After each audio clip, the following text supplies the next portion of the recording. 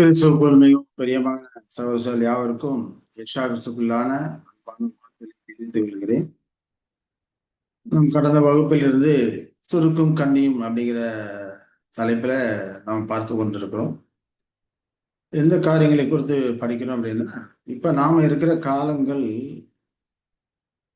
Yeshua ரெண்டாம் வந்திருத்தலின் காலங்களிலே இருக்கிறோம். வந்து இருக்கிறாரு, ஆளுகை ஆரம்பித்திருக்கிறாரு. அப்படிப்பட்ட காலங்களிலே நாம இருந்து கொண்டிருக்கிறோம். இந்த காலகட்டத்திலே அநேக கிறிஸ்தவர்கள் இதை அறியாதபடிக்கு இருக்கிறாங்க. ஏன் இப்படி அறியாதபடி இருக்கிறாங்க அப்படிங்கிறது ஒரு கேள்வியா இருக்குது. ஏன்னா அறிவிப்பெருக்கம் அதிகமா இருக்குது, எல்லா இடத்துலயும் வேதாகமம் இருக்குது, பைபிள் ஒரு பைபிள் தான். ஆனா பலரும் பலவிதமான காரியங்களை வியாக்கியானம் பண்ணி கொண்டு இருக்கிறார்கள் இஷ்டம் போல. அப்படிங்கிறப்போ இதெல்லாம் எதனால வருகிறது அப்படின்னு சொல்லி நாம பார்த்தோம்னா, இப்ப இந்த காரியங்களே யெஷுவா முதலாம் வருகையில வந்திருக்கும் போது பேரளவான மாம்ச இஸ்ரவேல் எப்படி இருந்தார்களோ அதே போலதான் இப்ப இருக்கிற இப்ப இருக்கிற பேரளவான கிறிஸ்தவர்கள் இருக்கிறாங்க. ஏன்னா யூத யுகத்தில் நடந்த காரியங்கள் எல்லாமே சுவிசேஷத்துல நடக்கக்கூடிய காரியங்களுக்கு நிழல் அடையாளம் அப்படின்னு சொல்லி நம்ம பார்க்கிறோம். ஏன்னா எபிரேயர்ல அப்போஸ்தலனாகிய பவுல் சொல்லி இருக்கிறதை நம்ம படிச்சிருக்கிறோம். அப்ப அந்த காலகட்டத்தில் யெஷுவா முதலாம் வருகையிலே மாம்சியத்திலே வந்திருக்கிறாரு. வந்திருக்கும் போது ஒரு சிலர் தான் அவரை கண்டு கொண்டாங்க, அவர் அறிந்திருந்தாங்க. அன்னாள், சிமியோன், ஆடு மேய்க்கிறவங்க, 3 சாஸ்திரிகள் வந்தாங்க. தூர தேசத்துல இருந்து நட்சத்திரத்தை கண்டு அதை பின்பற்றிவிட்டு 3 சாஸ்திரிகள் வந்தாங்க. ஆனா அந்த சாஸ்திரிகளுக்கு இருந்த ஆர்வம் அந்த காலகட்டத்தில் அந்த பரிசேயர், வேதபாரகர், ஆசாரியர்கள் இவர்களுக்கு இருந்தான்னு பார்த்தோம்னா இல்ல. அது ஆச்சரியமா இருக்குது. அவர்கள் ஏரோது ராஜா கிட்ட போய் கேட்கிறாங்க, யூதருக்கு ராஜா பிறந்தவர் எங்கே, நாங்க அவரை தொழுது கொள்ள வந்தோம், வணங்கணும் சொல்லி கேட்கும்போது ஏரோது ராஜா இவர்கள் தான் கூப்பிட்டு கேட்கிறாங்க. ஆசாரியர்களையும் வேதபாரகளையும் கூப்பிட்டு கேட்கும்போது அதுக்கெல்லாம் கரெக்டா பதில் சொல்றாங்க. யூதேயாவில் பிறப்பார் அப்படின்னு சொல்லிட்டு வேத வாக்கியங்கள் இந்த விதமா சொல்லப்பட்டிருக்குன்னு சொல்லி அதெல்லாம் எடுத்து கரெக்டா காமிக்கிறாங்க. ஏன்னா அவர்களாம் டாக்டர்ஸ் இல்லையா, நியாயப்பிரமாணத்தை அறிந்து உணர்ந்தவர்கள் இல்லையா, அறிந்தவர்கள் இல்லையா, படித்து தேர்ச்சி பெற்றவர்கள் இல்லையா, அதெல்லாம் கரெக்டா சொல்றாங்க. ஆனா யூதருக்கு ராஜாவை பிறந்திருக்கிற மேசியாவை குறித்து எல்லாம் விசாரிக்கிறாங்க. அப்ப இவர்களுக்கு அதுல ஒரு ஆர்வம் இருந்திருக்கணும் இல்லையா? மேசியாவின் வருகையை உண்மையிலே எதிர்பார்த்து கொண்டிருப்பார்களானால் அவர்களுக்கு ஒரு ஆர்வம் இருந்திருக்கும். நாங்களும் உங்கள கூட வர்றோம், வாங்க போய் பார்க்கலாம்னு சொல்லி ஆர்வம் போயிருப்பாங்க. ஆனா இவர்களுக்கு அந்த எந்த ஒரு ஆர்வமோ அதை குறித்த காரியங்கள் எந்த ஒரு அக்கறையுமே அங்க காண்பிக்கல. இதெல்லாம் ஆச்சரியமா இருக்கு இல்லீங்களா? ஆனா மேசியன் ராஜம் வர காத்திருந்தவங்க அன்னாள், சிமியோன் இவர்கள் எல்லாரும் யெஷுவா பிறக்கும் போதே கண்டு கொண்டாங்க, அறிந்து உணர்ந்து கொண்டாங்க இல்லீங்களா?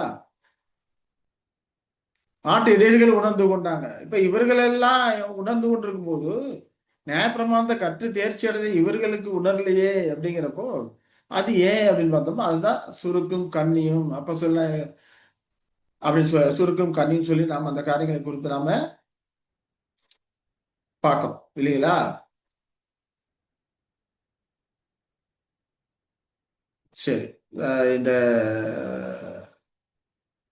காரியங்களை குறித்து ஸ்கிரீன் ஷேர் ஓடிடுச்சு, ஸ்கிரீன் ஷேர் பண்ணிக்கிறேன்.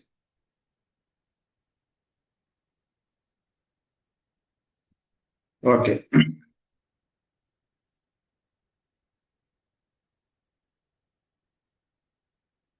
ஸ்கிரீன் தெரியும்னு நினைக்கிறேன். Right, okay.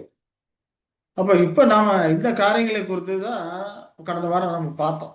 எப்படி அவர்களுக்கு அது சுருக்கும் கண்ணியமா இருந்தது. அப்போ சங்கீத காரிய சங்கீதம் சொல்லப்பட்டிருக்கு, அவருடைய பந்தி அவர்களுக்கு கண்ணியம், அவருடைய செல்வம் அவர்களுக்கு வலையுமா இருக்கு அப்படின்னு சொல்லப்பட்டிருக்கு. இதே அப்போ பவுல் அப்போ ரோமர் 11:9-10 சொல்றாரு, அவருடைய பந்தி அவர்களுக்கு சுருக்கும் கண்ணியும் இடதுக்கு ஏதுவான கல்லும் பதில் எழுத்தும் ஆக கடவுது என்று அங்க சொல்லுகிறதை நாம பார்க்கிறோம் இல்லைங்களா? சரி. இந்த காரியங்களை குறித்து ஒரு நிமிஷம் நான் இதை ரெக்கார்டிங்ல இருக்கான்னு தெரியல. பிடிச்சு பாருங்க.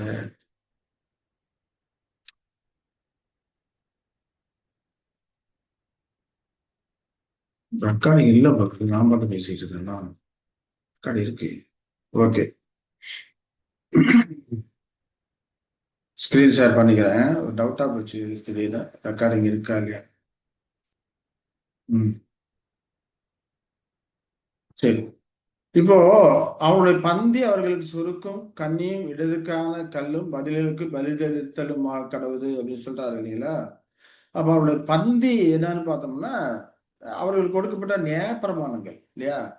அதே போல அவர்களுக்கு கொடுக்கப்பட்ட வாக்கு தத்தங்கள் தேவன் அவர்களுடையது, ஆராதனைகள் எல்லாம் அவர்களுடையதா இருக்குது. இது எல்லாமே அவர்களுடைய பந்தியா இருக்குது.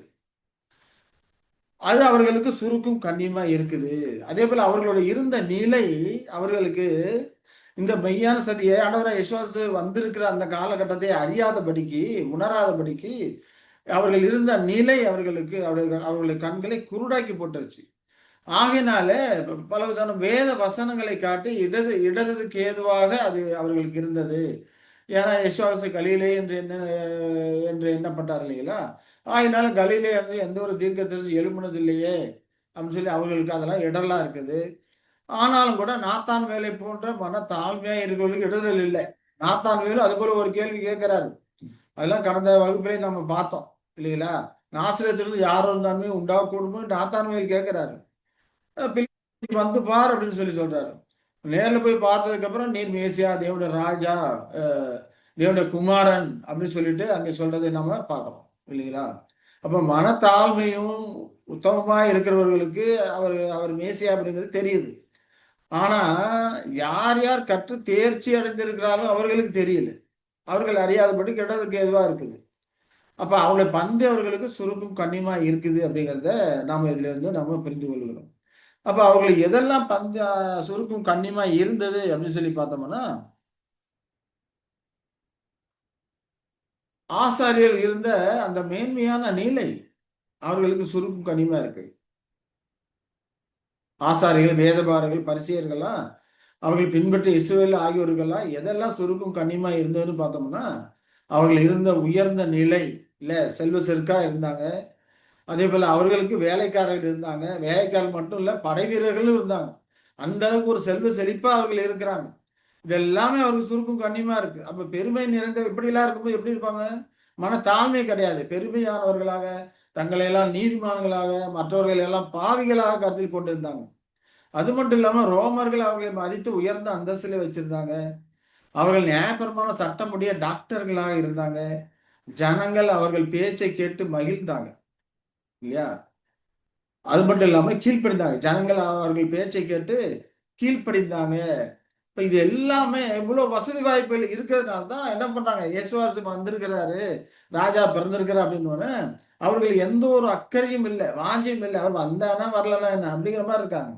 அது போலதான் இந்த காலகட்டத்தில் இருக்க ஒரு கிறிஸ்தவங்க ஒரு நபர் கேட்டார் என்கிட்ட. ஒரு நபர் கேட்கும்போது என்ன சொல்றாருன்னா, அதான் உலகத்தின் முடிவு பொறுத்து சகல நாட்கள் உங்களோட கூட இருக்கிறேன்னு சொல்லியிருக்கிறாரு. அப்புறம் எதுக்கு அவர் 2ஆம் வருகையில வரணும்? இப்படி கேட்கிறாங்க இல்லையா? அப்ப அவர்களுக்கெல்லாம் மேசியான் ராஜ்யத்தை குறித்த காரியங்களையோ, அவருடைய உபதேசத்தை குறித்த காரியங்களையோ, மனுமக்களுக்கு அவர் என்ன திட்டம் வச்சிருக்க காரியங்கள் எல்லாம் ஒரு அக்கறை இல்ல. அறிந்து கொள்ளுங்கிற ஒரு அக்கறையோ, உணர்வோ கிடையாது.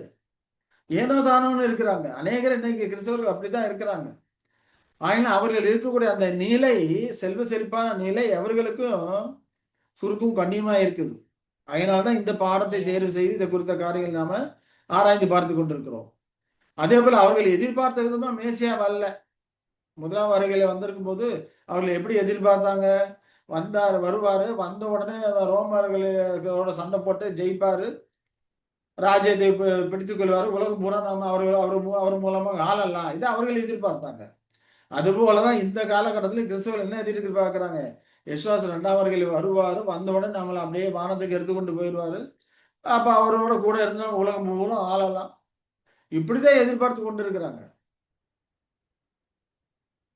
அப்ப இவர்கள் எதிர்பார்த்த விதமா மேசியா இல்ல. மாம்சத்துல வருவான்னு எதிர்பார்க்கிறாங்க. வந்து எல்லாத்தையும் கூட்டு போயிடுவாங்க. நம்ம இப்படியே மாம்சத்திலே பரவத்துக்கு போயிடலாம். ஆளுகை பண்ணலாம் அப்படின்னு எதிர்பார்த்து இருக்கிறாங்க. ஆனா அது அல்ல. யெசுவாசு காணக்கூடாதவராக வந்திருக்கிறார் அப்படிங்கிற காரியங்களை எல்லாம் நாம பார்த்திருக்கிறோம். இல்லைங்களா? ஏற்கனவே நாம அதை குறித்த காரியங்களை தியானித்திருக்கிறோம். உங்களுக்கு அந்த பழைய வீடியோலாம் வேணும்னா இந்த .comல உள்ள போனீங்கன்னா எல்லா வீடியோவும் இருக்கும். நீங்க பார்த்துக்கலாம்.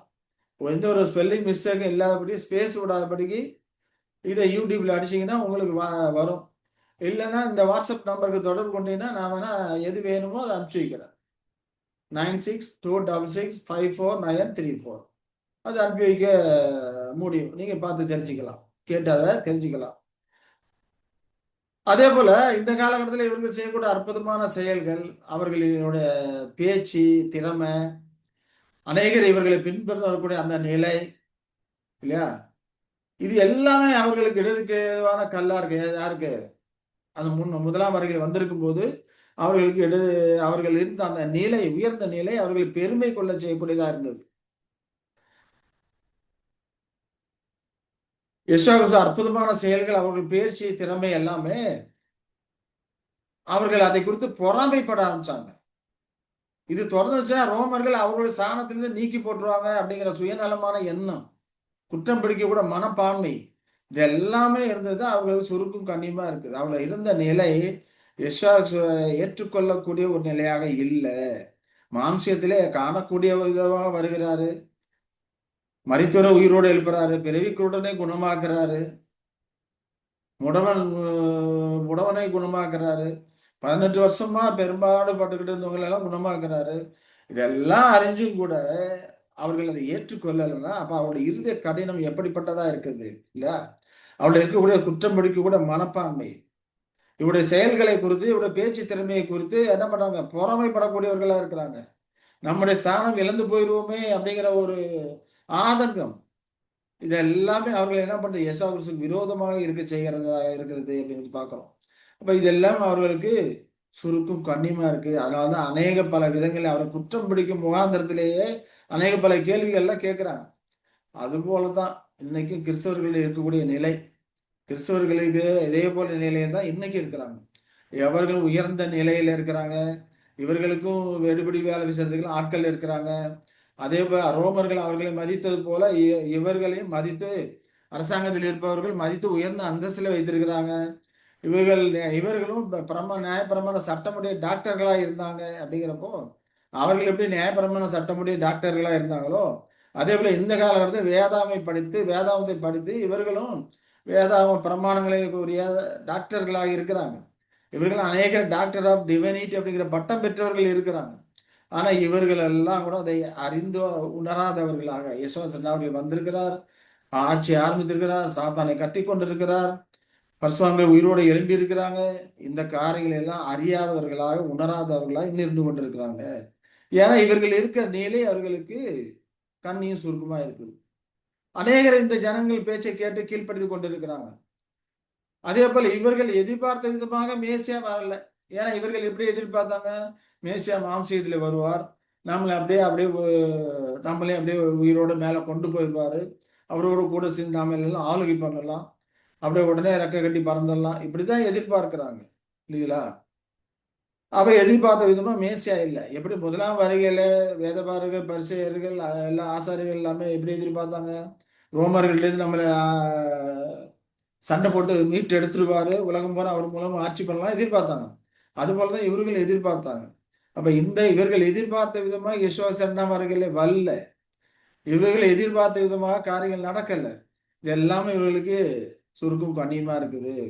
அதே போல இவர்களும் அற்புத செயல்கள்லாம் செய்யறாங்க. ஆனா யாரால செய்யறாங்க அப்படிங்கிறது ஜனங்கள் அதை குறித்து அறிந்து உணர்ந்து கொள்ளதே இல்லை. ஏன்னா சாத்தானும் தெரிந்து கொள்ளப்பட்டவர்களும் வஞ்சிக்கத்தக்க விதமாய் அநேக அற்புத அடையாளங்களை செய்வான் என்று வேதத்துல படிக்கிறோம். இவர்களும் பேச்சு திறமை உள்ளவர்களாக இருக்கிறாங்க. அநேகர் இவர்களை பின்தொடரக்கூடியவர்களாக இருக்கிறாங்க அப்படின்னு சொல்லி நம்ம பார்க்கிறோம். அப்ப இவர்கள் இருக்கக்கூடிய இப்படிப்பட்ட இந்த நிலை எல்லாமே இப்ப இருக்கிற கிறிஸ்தவர்களுக்கு சுருக்கும் கண்ணியமே இருந்து யெஷுவா 2ஆம் வருகையில் வந்திருக்கிற அந்த காரியங்களை குறித்து அறியாதவர்களாக உணராதவர்களாக அவர்கள் இருக்கிறாங்க. சத்தியத்தை காணாத கண்ணுடையவர்களாக அவர்கள் இருக்கிறாங்க அப்படிங்கிறத சொல்லி நம்ம பார்க்கிறோம். இப்ப இவர்களுக்கும் அநேக பல கேள்விகள் இருக்கு. எப்படி அவர்கள் கலிலே இருந்து யாதொரு தீர்க்கதரிசியை எழும்பினதில்லை என்ற வேதத்தை ஆராய்ந்து பாருன்னு சொல்லி நிக்கதோம் என்று சொன்னாங்களோ அது போலதான் இவர்களுக்கும் இந்த காலகட்டத்திலே யெஷுவா 2ஆம் வந்திருத்தலை குறித்த காரியங்கள நிறைய கேள்விகள் இருக்குது. ஏன்னா இவர்கள் மேட்டுமையும் பெருமையும் கொண்டவர்களாக இருக்கிறதுனால இதற்கான விளக்கங்களை அவர் தெளிவா புரிந்து கொள்றதுக்கு அவங்களால இயலல. யார் மனத்தாழ்மையும் சாந்தம் உள்ளவர்களா இருக்கிறாங்களோ அவர்களுக்கு தான் தேவன் தம்முடைய சத்தியத்தை வெளிப்படுத்தி இருக்கிறார். எஸ்ஆர் சொல்றார், நான் சாந்தமும் மனத்தாழ்மையுமா இருக்கிறேன், என்னிடத்துல கற்றுக்கொள்ளுங்கள் அப்படிங்கிறார் இல்லைங்களா? இப்ப அதே போல சாந்தம் மனத்தாழ்மையா இருந்து கற்றுக்கொள்ளக்கூடிய ஆவி உடையவர்களா யார் இருக்கிறாங்களோ அவர்களுக்கு தான் இந்த சத்திய காரியங்கள் எல்லாம் விளங்கக்கூடியதா இருக்கு. அநேக மற்றவர்களுக்கெல்லாம் இது இடதுக்கு ஏதுவான கல்லா இருக்கிறது. சரி, அதை குறித்த காரியங்களே கிறிஸ்தவருடைய சந்தேகம் கேள்வியும் இந்த காலகட்டத்தில் எப்படி இருக்குது அப்படிங்கிறது ஒரு 5 விதமான காரியங்களே இருக்கிறது. நாம் அதை குறித்த காரியங்களை பார்க்கலாம். முதலாவது என்ன சந்தேகம் இருக்குன்னு பார்த்தோம்னா, சாத்தான் 1000 வருடங்கள் கட்டப்படுவான் என்றால் கிறிஸ்து அதற்கு முன்னமே வந்திருக்க வேண்டுமே. அப்படியானால் 1000 வருட ஆளுகை எப்போது ஆரம்பிக்கும்? சாத்தான் கட்டப்பட்ட பிறகா அல்லது கட்டப்படுவதற்கு முன்பா? இதான் அவருடைய கேள்வியா இருக்கு. அப்ப யெகோவா என்ன வருகை வந்திருக்கிறாருன்னா, சாத்தானை கட்டப்படுவதற்கு ஒரு குறிப்பிட்ட காலங்கள் ஆகுமா இல்லையா? ஏன்னா தானியேல் தீர்க்கதரிசியில் படிக்கிறோம். அந்த ராஜாக்களின் நாட்களில் கைகளால் பெயர்க்கப்படாத கல் பெரண்டு உருண்டு வந்து சிலையை அடித்து நொறுக்குது. காற்று பறக்கடிக்கு பதரை போல ஆயிருது. சிலை இருந்த இடம் தெரியாம பறக்கடிக்கப்பட்டு போறது. கல்லு வளர்ந்து பெரிய பர்வதமாகி பூமியெல்லாம் நிரப்பிட்டு. அப்ப கிறிஸ்து மனவாட்டி ஒப்பாரமாகி அந்த கல்லு இந்த சாத்தானுடைய ராஜ்யங்களை அடித்து நொறுக்கி இல்லாம பண்ணணும் இல்லையா? அதுதான் இங்க 1000 வருடங்கள் சாத்தான் கட்டப்படுவான் என்று சொல்லப்பட்டிருக்கு. வெளிப்படுத்தாமத்தை படிக்கிறோம். அப்ப சாத்தான் 1000 வருடங்கள், அவங்களுக்கு கேள்வி என்ன? சாத்தான் 1000 வருடங்கள் கட்டப்படுவான்னு சொல்லப்பட்டிருக்கு. அப்ப கிறிஸ்து 1000 வருடம் கட்டப்பட கிறிஸ்து வந்துதானே சாத்தானை கட்டணும். அப்ப கிறிஸ்து அதற்கு முன்னமே வந்திருக்க வேண்டுமே. அப்படின்னா 1000 வருட ஆளுகை எப்போது ஆரம்பிக்கும்? சாத்தான் கட்டப்படுவதற்கு முன்னமே ஆரம்பிச்சிருமா? சாத்தான் கட்டப்பட்ட பிறகு ஆரம்பிக்குமா? ஏன்னா 1000 வருடங்கள் சாத்தான் கட்டப்பட்டிருப்பான்னு சொல்லப்பட்டிருக்கு. ஏன்னா யெகோவாவுக்கு கொடுக்கப்பட்டிருக்கு ஒரு 1000 வருடங்கள். மனுமக்களை பூமியிலிருந்து மீட்டெடுத்து தேவனோடு ஒப்புரவாக்குவதற்கு கிறிஸ்து கொடுக்கப்பட்டிருக்கிறது எவ்வளவு காலம்? ஒரு 1000 வருடங்கள் இல்லைங்களா? அப்ப அந்த 1000 வருடங்களுக்குள்ள எல்லாம் முடிக்கணுமே. ஆனா இங்க 1000 வருடங்கள் கட்டப்பட்டுன்னு சொல்லப்பட்டிருக்கு அப்படிங்கிறது அவங்களுக்கு இடதுக்கு ஏதுவான கல்லா இருக்கிறது. அதனால ஆளுகை அப்படிங்கிறப்ப கட்டப்பட்டதுக்கு முன்பா கட்டப்பட்டதுக்கு பின்பா அப்படிங்கிறது கேள்வியா இருக்குது. அதே போல யெகோவாவின் ஆளுகை பரிசுத்தவான்களும் கூட ஆளுகை பண்ணணும்னு சொல்லப்பட்டிருக்கு. வசனத்துல வெளிப்படுத்தாத படிக்கிறோம். அவர் உயிர்த்த கிறிஸ்துவுடனே கூட 1000 வருஷம் அரசாழ்வார்கள் சொல்லப்பட்டிருக்கு. அப்ப யெகோவாவின் ஆளுகை பரிசுத்தவான்கள் அனைவரும் உயிர்த்தெழுந்த பிறகு வருமா அல்ல அதற்கு முன்பே வருமா? ஏன்னா இங்கேயும் பரிசுத்தவான்கள் உயிர்த்தெழுந்து வரணும்னா யெகோவா வந்துதான் உயிர்த்தெழ வைக்கணும். ஆனா அப்போஸ்தலனாகிய பவுல் சொல்லும்போது கிறிஸ்துவுக்குள் மரித்தவர்கள் முதலாவது எழுந்திருப்பார்கள், அதற்கப்புறம் உயிரோடு இருக்க நாம அவருக்கு எதிர்கொண்டு போக ஆகாயத்தில் எடுத்துக்கொள்ளப்படுவோம் அப்படிங்கிறாரு. இன்னொருத்தர சொல்லும்போது ஒரு ஒரு நிமிஷத்தை நாம் எல்லாம் நித்திரை அடைவதில்லை, ஒரு இமைப்பொழுதிலே மறுரூபமாகி போவோம் அப்படின்னு சொல்லி அங்க சொல்லுவதை நாம் பார்க்கிறோம். அப்போ உயிர்த்தெழுதல் அப்படிங்கிறப்ப முதலாவது மரித்த பரிசுத்தவான்கள் உயிர்த்தெழுந்து வருவாங்க. அதுக்கப்புறம் ஓடிக்கொண்டிருக்கிற பரிசுத்தவான்கள் தங்களுடைய ஓட்டத்தை ஓடி முடித்ததற்கு பிறகு அவர் உயிர்த்தெழுதலிலே கிறிஸ்துவோடு கூட ஆளுகையில் இணைகிறார்கள். யார் யார் எந்தெந்த காலகட்டத்திலே தனது ஓட்டத்தை ஓடி முடிக்கிறாங்களோ அப்பொழுது அவர்கள் ஒரு இமைப்பொழுதாலும் நித்திரையிலே உயிர்த்தெழுதுக்காக வேண்டி காத்திருக்க வேண்டிய அவசியம் இல்லை. அதனால்தான் அப்போஸ்தலனாகிய பவுல் சொல்லும்போது நாம் எல்லாரும் நித்திரை அடைவதில்லை, ஒரு இமைப்பொழுதிலே மறுரூபமாய் போயிருவோம். அப்போ ஓட்டத்தை ஓடி முடிக்கும் மறுரூபமாய் போயிருவோம் அப்படின்னு சொல்றதை பார்க்கிறோம். அப்ப இதற்கு ஒரு குறிப்பிட்ட காலங்கள் எடுக்குமே. ஏன்னா ஒரு விதை செத்தல ஒருவேளை ஒரு சிலர் வேறு ஒரு விதமாக நினைக்கிறாங்க. என்னன்னா இயேசு வந்த உடனே உயிரோடு இருக்கிறவங்க மரித்தவங்க எல்லாரும் ஒரே நேரத்துல அப்படியே போயிருவாங்க அப்படிங்கிற மாதிரி நினைக்கிறாங்க. அது அப்படி அல்ல. மரணம் பரிந்தும் நிலை நிற்பவனே ரட்சிக்கப்படுவான். மரணம் பரிந்தும் நிலை நின்று தங்களது தேவனுக்கான அன்பையும் சகோதரனுக்கான அன்பையும் நிரூபித்து காட்டணும். நிரூபித்து காட்டுறவங்களுக்கு தான் அவங்க ஜீவனை தருவேன்னு சொல்றாரு. மரணம் மறந்தும் நிலை நிற்பவனுக்கு தான் ஜீவிக்கிறோம் தருவேன்னு சொல்லியிருக்கிறாரு. மரணம் பரிந்தும் உண்மைத்துவமா இருந்து நிரூபித்து காட்டணும். நிரூபித்து காட்டினதுக்கு அப்புறம் அவர்கள் தங்கள் ஓட்டத்தை ஓடி நித்திரைந்த பிறகுதான் உயிர்த்தெழுதல் அவர்களுக்கு வரும். ஒவ்வொருவருக்கும் அதே போலதான் உயிர்த்தெழுதல் அதுக்கப்புறம் வரக்கூடியதா இருக்குது. ஏன்னா ஒரு விதை செத்தாலே உயிர்க்க மாட்டாதே என்று அப்போஸ்தலன் பவுல் சொல்றதை 1 கொரிந்தியர் 15 படிக்கிறோம். அப்ப இந்த மாம்சையும் இங்க பலி செய்து முடிக்கணும், முற்றுப்புள்ளி முடிக்கணும், புத்தியுள்ள ஆராதனை முழுமையா செய்து முடிக்கணும். செய்து முடித்தாதான் அவர்கள் உயிர்த்தெழுதலை கிறிஸ்துவோடு கூட போய் இணைவார்கள். அப்ப அதற்கு ஒரு குறிப்பிட்ட காலம் ஆகும் அல்லவா? அப்ப விசுவாச பரிசுத்தவான்கள் அனைவரும் விசுவாசத்துடைய ஆளுகை எல்லாரும் உயிர்த்தெழுந்த பிறகுதான் ஆளுகை ஆரம்பிக்குதா? இல்ல அதற்கு முன்பே ஆரம்பிக்குதா? இது ஒரு கேள்வி. அதே போல விழுந்து போன தூதர்கள் சங்கிலியால் கட்டப்படுவதற்கும் சாத்தான் சங்கிலியால் கட்டப்படுவதற்கும் உள்ள வித்தியாசம் என்ன? ரெண்டுக்கும் என்ன வித்தியாசம்? இல்லையா? ஏன்னா ஏற்கனவே விழுந்து போன தூதர்கள் கட்டப்பட்டிருக்காங்களே, இப்ப இங்க சாத்தான் கட்டப்படும்னு சொல்லப்பட்டிருக்கு. என்ன வித்தியாசம் அப்படிங்கிறது கிறிஸ்தவனுக்கு சந்தேகமும் கேள்வியா இருக்கிறது. 4வது பார்த்தோம்னா யெஷுவா சத்துருக்களின் நடுவே ஆளுகை செய்வது எப்போது? ஏன்னா உங்களுடைய சத்துருக்கள் நடுவே நீ ஆளுகை செய்யும் சங்கீதத்தில் படிக்கிறோம். உங்களுடைய சத்துருக்களை பாதபடியாகி போடும் வரைக்கும் ஆளுகை செய்ய வேண்டியது அப்படின்னு சொல்லி படிக்கிறோம் இல்லையா? அப்ப சத்துருக்களை இப்போ சாத்தானும் சத்துரு தானே. ஆனா 1000 வருடம் கட்டி போட்டுருவார் அப்படின்னா இப்ப சத்துருக்கள் நடுவே எப்படி எப்படி ஆளுகை செய்வாரு சாத்தான் கட்டப்பட்ட பிறகு? அப்ப இது எல்லாமே ஒண்ணுக்கு ஒண்ணு முரணா தெரியுதே இந்த வசனங்கள் எல்லாம். இது அவங்களுடைய கேள்வியா இருக்கு. அப்ப யெசுவா சத்துருக்கள் நடுவே ஆளுகை செய்யறது எப்போது? அது மட்டும் இல்லாம பரிகரிக்கப்படும் கடைசி சத்துரு மரணம் சொல்லப்பட்டிருக்கு இல்லையா? அப்ப 1000 வருட ஆட்சியில கடைசி வரைக்கும் சத்துரு இருப்பான் அப்படிங்கிற மாதிரி தானே இங்க வருது. பரிகரிக்கப்படும் கடைசி சத்துரு மரணம் அப்படிங்கிறப்போ இதை எவ்விதமா புரியுது? அங்கே சத்துரு கட்டப்படுவோம்னு சொல்லப்பட்டிருக்கு 1000 வருடங்கள். இங்கே பரிகரிக்கப்படும் கடைசி சத்துரு மரணம் சொல்லப்பட்டிருக்குது. இப்ப இந்த காரியங்களை எந்த விதம் புரிந்து கொள்வது அவர்களுக்கு ஒரே குழப்பம்.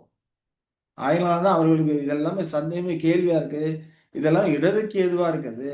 இதெல்லாம் இடதுக்கு ஏதுவா இருக்கிறதுனால இயேசு என்ன அவர்கள் இன்னும் வரல, ஆளுகை ஆரம்பிக்கல இல்லையா அப்படின்னு சொல்றாங்க. அது மட்டும் இல்லாம ஆளுகையின் முடிவுல சாத்தான் ஏன் விடுவிக்கப்படணும்? வந்த உடனே ஏன் கட்டி போடணும்? அழிச்சு போட்டுடலாமே அப்படி என்றும் சிலர் கேள்வி கேட்கிறாங்க இல்லையா? இதெல்லாம் தேவனுடைய குண இயல்புகளையும் அவருடைய நீதியும் அவருடைய ரட்சிப்பின் திட்டத்தையும் அறியாதனால வரக்கூடிய கேள்விகள். ஏன்னா அறியாதபடிக்கு கண்கள் குருடாக்கி போட்டப்பட்டிருக்கு. ஏன்னா ஏற்கனவே நம்ம அந்த காரியங்கள் நம்ம என்ன படிச்சிருக்கிறோம். அவருடைய பந்தி அவர்களுக்கு சுருக்கும் கண்ணியமா இருக்கிறது. காணாதபடிக்கு அவர்களுடைய கண்கள் அந்தகாரப்பட கடவுள் படிக்கிறோம் இல்லைங்களா? சங்கீதத்தில் அதான் சொல்றாரு, காணாதபடிக்கு அவர்களுடைய கண்கள் காணாதபடி அந்தகாரப்பட கடவுது, அவர்கள் இடுப்புகளை எப்பொழுதும் தள்ளாட பண்ணும் என்று சொல்லுவதை நம்ம படிக்கிறோம். அதுபோலதான் இந்த காலகட்டத்தில் இதெல்லாம் காணாதபடி அவர்கள் கண்கள் அந்தகாரப்பட்டிருக்கிறது. ஏன்னா அவர்கள் இருக்கக்கூடிய நிலை, வேற்றுமையான அந்த நிலை, மனத்தாழ்மையோ சத்தியத்தை அறிந்து கொள்ளக்கூடிய கிறிஸ்துவ ராஜ்யத்தை அறிந்து கொள்ள வேண்டும், கிறிஸ்துக்கு பிரியமாக நடக்க வேண்டும் என்ற ஆர்வமோ வாஞ்சியோ இல்லாதபடிக்கு உலக ஆசாபாசங்களே சிக்கி கொண்டு இருக்கிறாங்க. எல்லாமே அவர்களுக்கு சந்தேகம், எல்லாமே அவர்களுக்கு சுருக்கம் கனிமா இருக்கிறது. அது மட்டும் இல்லாம விழுந்து போன தூதர்களை அந்தகார சங்கிலாம் கட்டிருக்காருன்னு சொல்லப்பட்டிருக்கு. அதே போல சாத்தான் பெரிய சங்கிலியால கட்டப்படுவதற்கு உள்ள வித்தியாசம் என்ன? அந்தகார சங்கிலின்னு சொல்லியிருக்கு, இங்க பெரிய சங்கிலின்னு சொல்லப்பட்டிருக்கு. ரெண்டுக்குள்ள வித்தியாசம் என்ன? இதுதான் அநேகரின் கேள்வியா இருக்கிறது. இந்த கேள்விகளுக்கு இப்போ நாம இந்த கேள்விகளுக்கான காரியங்களை எல்லாம் நம்ம சில நாம வரிசை அந்த காரியங்களை குறித்து நாம ஆழ்ந்து தியானிக்கலாம். சரி,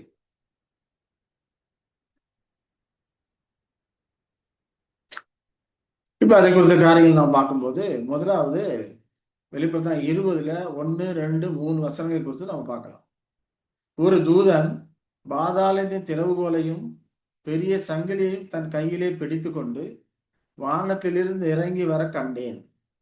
பிசாஸ் என்றும் சாத்தான் என்றும் சொல்லப்பட்ட பழைய பாம்பாகி வலு சர்ப்பத்தை அவன் பிடித்து அதை 1000 வருஷம் அளவு கட்டி வைத்து அந்த 1000 வருஷம் நிறைவேறும் வரைக்கும் அது ஜனங்களை மோசம் போக்காதபடிக்கு அதை பாதாளத்திலே தள்ளி அடைத்து அதன் மேல் முத்திரை போட்டான்.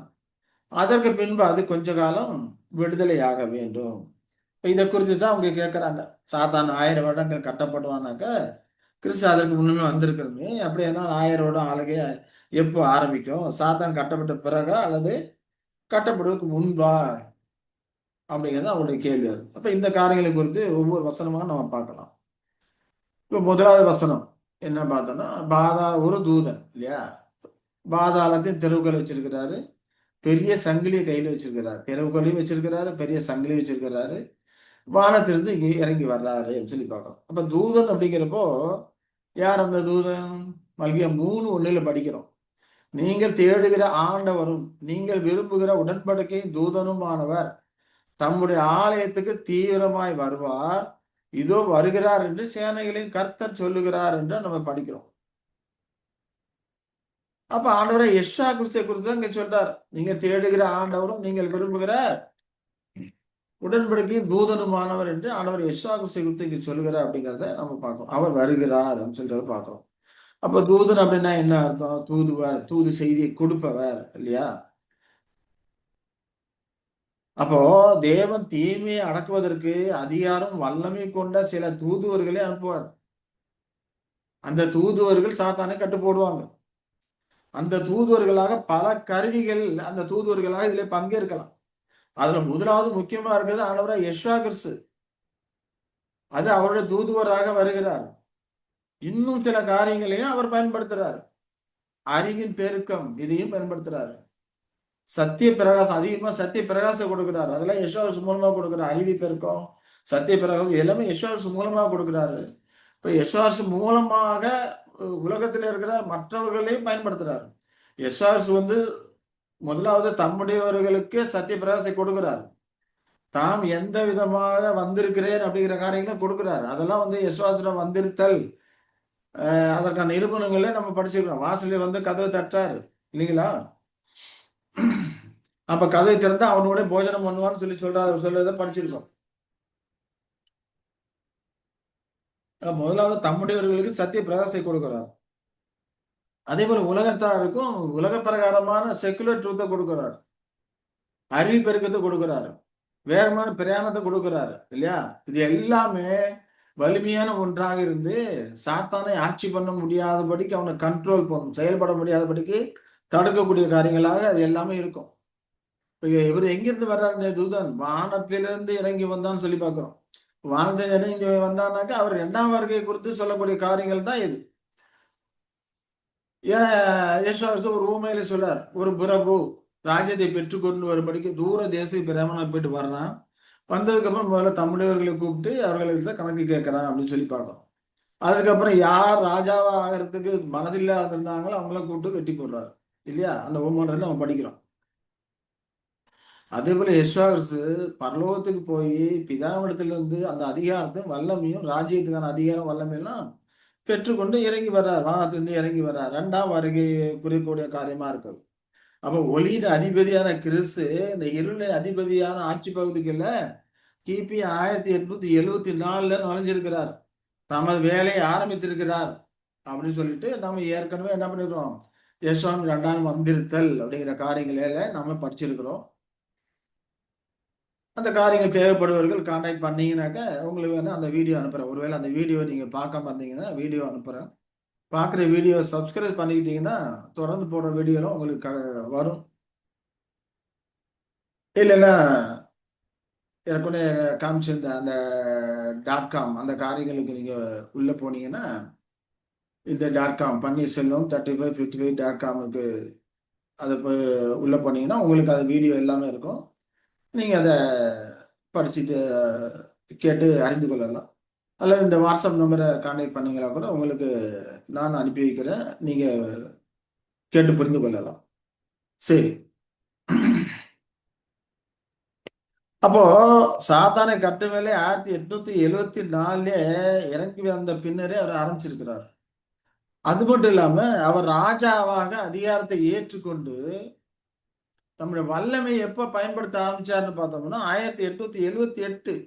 இப்ப 1878ல நம்ம வல்லமையை பிரயோகிக்க ஆரம்பிச்சாரு. அதாவது கிபி 1878ல பர்சுவாங்க உயிர்த்தெழுதல் நடந்தது அப்படிங்கிற காரியங்கள் எல்லாம் ஏற்கனவே நம்ம படிச்சிருக்கோம்.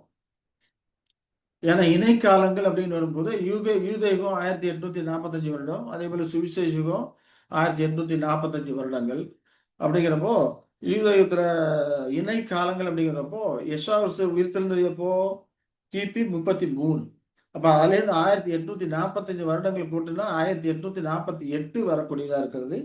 இப்ப 1848ல பர்சுவான உயிர்த்தெழுதல், நித்திரைத்த பர்சுவான உயிர்த்தெழுதல் நடந்திருக்க வேண்டும். இது நாம கண்ணால் காணக்கூடிய காரியம் அல்ல.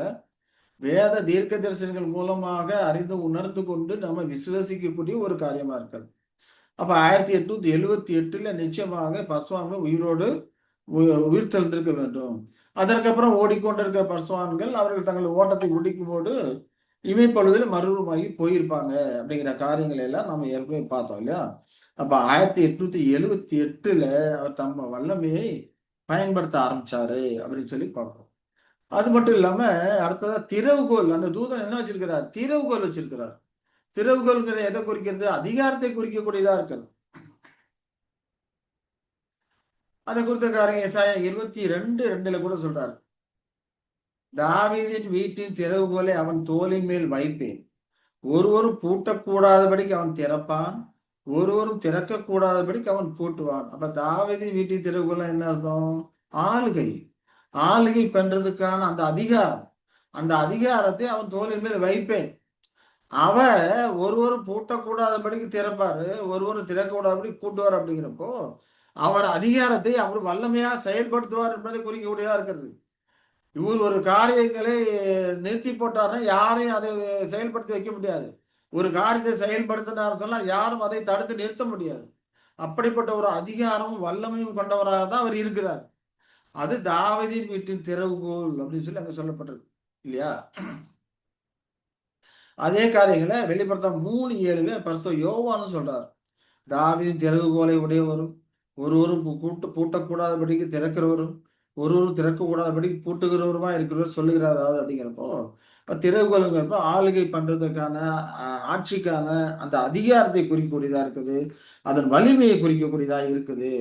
அந்த அதிகாரத்தை வைத்திருக்கிறார். அது மட்டும் இல்ல, பெரிய சங்கிலியை கையில பிடிச்சிருக்கிறார் அந்த தூதன். திறவுகோலை வச்சிருக்கிறார், பெரிய சங்கிலியை வச்சிருக்கிறார். சங்கிலிகள் எதை குறிக்கிறது? சத்தியத்தை குறிக்கக்கூடியதா இருக்கிறது. அதன் வலிமையை குறிக்கக்கூடியதா இருக்குது.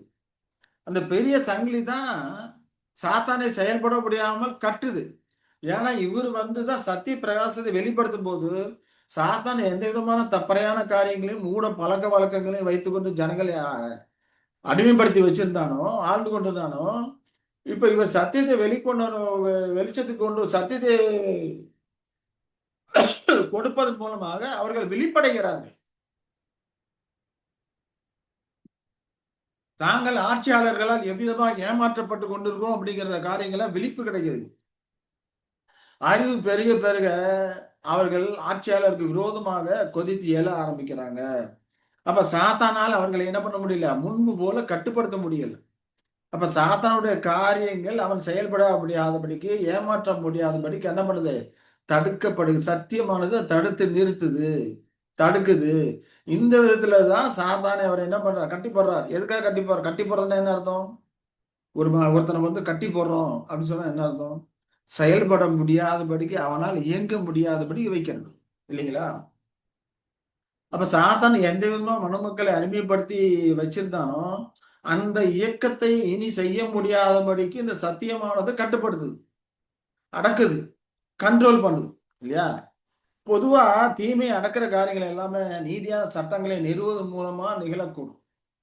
ஆனா இந்த இடத்துல பார்த்தோம்னா சத்தியம்தான் சாத்தானை முற்றிலும் கட்டி அவனை வல்லமையற்றவனாக ஆக்கக்கூடிய ஒரு பெரிய கருவியாக சத்தியந்தமா இருக்கிறது. பூமியில அவர் வரும்போது 5 விதமான ஆட்கள் இருக்கிறாங்க. 5 விதமான ஆட்கள் பூமியில இருக்கிறாங்க. நம்ம இதை ஏற்கனவே நம்ம இந்த காரியங்களை குறித்து படிச்சிருக்கிறோம். யார் யாரெல்லாம் எந்த விதமான ஆட்கள் பூமியில இருப்பாங்க?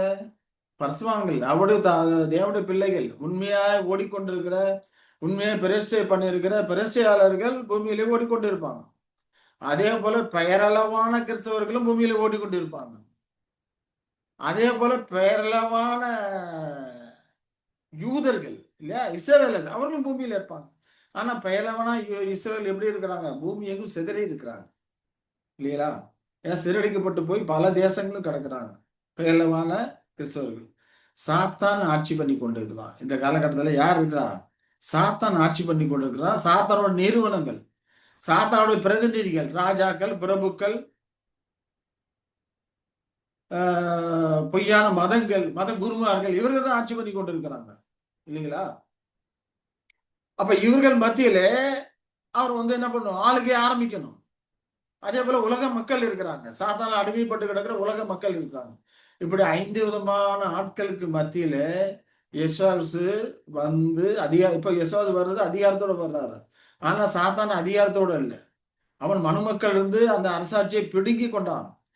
அவர்களை ஏமாற்றி பிடுங்கி கொண்டு வஞ்சித்து அவர்கள் மீது தன்னுடைய ஆளுகை செலுத்தி கொண்டிருக்கிறான். ஆனா யெசுவாசு பூமியும் முதல்ல ஜனங்கள் எல்லாரும் அவருக்குரியவர்களா இருக்கிறாங்க. எல்லா அதிகாரத்தையும் அவர் பெற்றவராக வருகிறார். யாவே தேவனத்திலும் அந்த அதிகாரத்தை பெற்று வருகிறார், அதிகாரத்தை வல்லமை பெற்று வருகிறார். இப்போது அவர் இருக்கக்கூடிய நிலை டிவைன் நேச்சர், தெய்வீக சுபாவம். மனுஷனா இல்ல, தெய்வீக சுபாவத்தை உடையவராக இருக்கிறார். சாவாமை உடையவராக இருக்கிறார். அதிக வல்லமையும் கனம் பொருந்தியவராக இருக்கிறார். அப்ப சாத்தானை மேற்கொள்வதற்கு இப்படிப்பட்ட காரியங்கள் அவசியமா இருக்கிறது. அப்பனா இதற்கு முன்பு வெளிப்பட்ட சத்தியங்கள் இருந்து அது சாத்தானு கட்டலையா? இப்படி ஒரு கேள்வி எழுப்புது இல்லைங்களா? சுவிசேஷ யுகத்திலும் சத்தியம் வெளிப்பட்டுச்சா இல்லையா? அநேகருக்கு போய் சத்தியத்தை பரப்பினாங்களா இல்லையா? பூமி எங்கும் போய், உலகெங்கும் போய் சுவிசேஷத்தை சாட்சியாக பிரசங்கிகள் சொன்னார் இல்லையா? அதே போல எல்லாரும் பிரசங்கித்தாங்க இல்லையா? பூமி எங்கும் போய். அப்ப அந்த சத்தியமானது சாத்தானை கட்டளையா அப்படின்னு சொல்லிட்டு கேள்வி வருது இல்லைங்களா? இதுக்கு முன்பு வெளிப்பட்ட சத்தியங்கள் சாத்தானை கட்டளையான்னு பார்த்தோம்னா நிச்சயமா அது கட்டளை. ஏன்னா மதம் சார்ந்த சத்தியங்கள் அந்த காலகட்டத்தில் வெளியே ஆணுச்சு. பல நூற்றாண்டுகளாக தவறான போதனைகளின் ஓட்டத்தை, ஒருவேளை அது அந்த காலகட்டத்தில் அந்த ஓட்டத்தை தடுத்திருந்தாலும் கூட சாத்தானை கட்டி அவனை சக்தியற்றவனாக்க, செயலற்றவனாக்க ஆக்கலை. ஏன்னா சாத்தானை கட்டி அவனை காட்டிலும் செயலற்றவனை ஆக்கணும்னா சாத்தானை காட்டிலும் வல்லமையும் பலமும் அதிகாரமும் தேவை. யெசுவாசு 2ஆம் வருகையில் வந்திருக்கும் போதுதான் அந்த வல்லமை, பலம், அதிகாரம் அவர்தான் இருக்குது.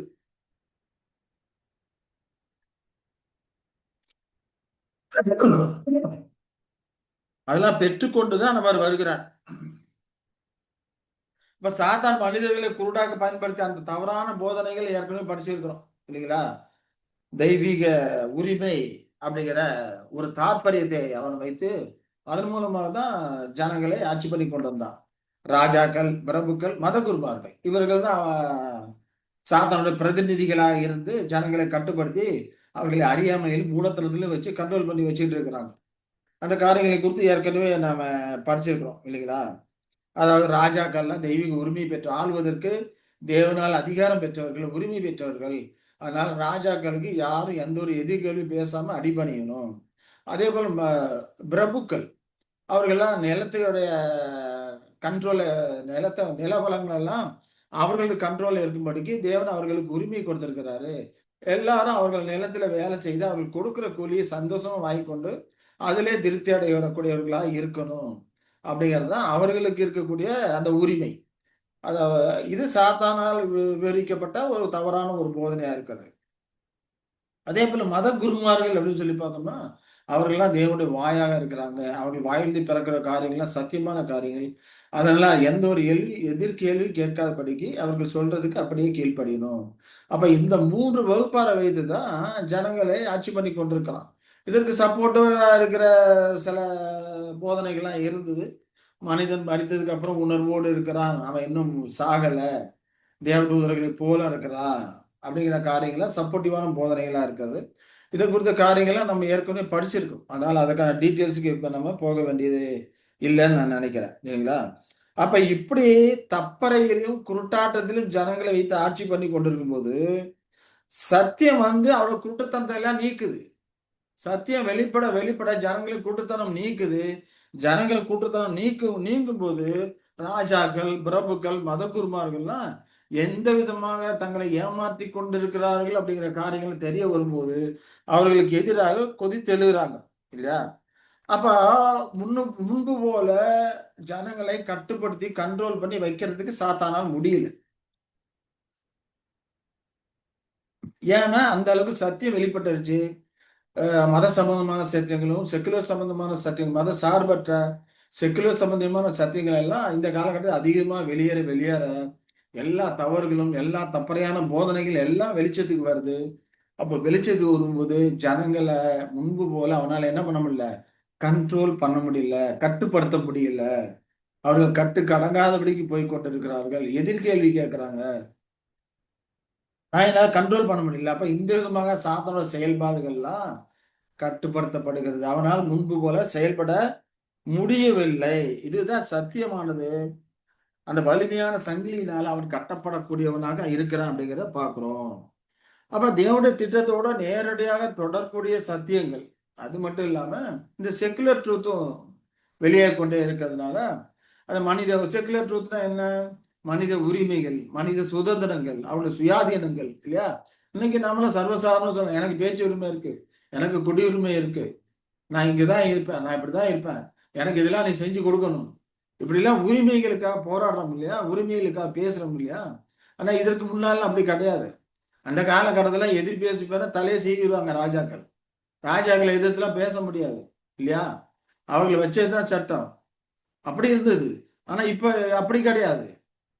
ஏன்னா தீமையான காரியங்களும் சத்தியத்து மூலம் வெளிச்சத்துக்கு வருது.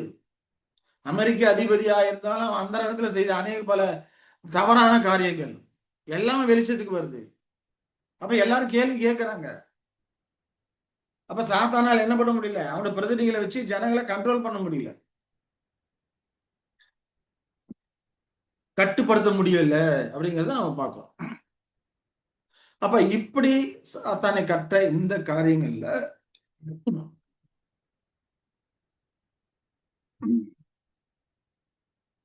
யேசுவாசு அவர்களை வந்து சத்தியத்தை வெளிப்படுத்துவதன் மூலமாக அது கொடுக்கப்பட்டு கொண்டிருக்கிறது அப்படிங்கிறத நம்ம புரிந்து கொள்கிறோம்.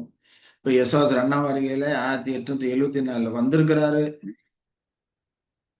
1878ல பரிசுவான்கள் உயிர்த்தெழுந்து போயிருக்கிறாங்க. அதுக்கப்புறம் ஓடிக்கொண்டிருக்கிற பரிசுவான்கள் அவருடைய காலகட்டத்துல தங்கள் ஓட்டத்தை ஓடி முடிக்கவும் இம்மப்பொழுது மறுரூபமாய் அவர்களும் அவர்களோட சேர்ந்து கொண்டிருக்கிறாங்க அப்படிங்கிற காரியங்களை எல்லாம் நாம படிக்கிறோம் இல்லைங்களா? அப்ப இந்த சாத்தானை கட்டக்கூடிய காரியங்கள்ல கிறிஸ்து ஈடுபடுகிறாரு முதல்ல. அதற்கப்புறம் உயிரோடு எழுந்து வந்து அந்த பரிசுத்தவான்கள் ஈடுபடக்கூடியவர்களாக இருக்கிறாங்க.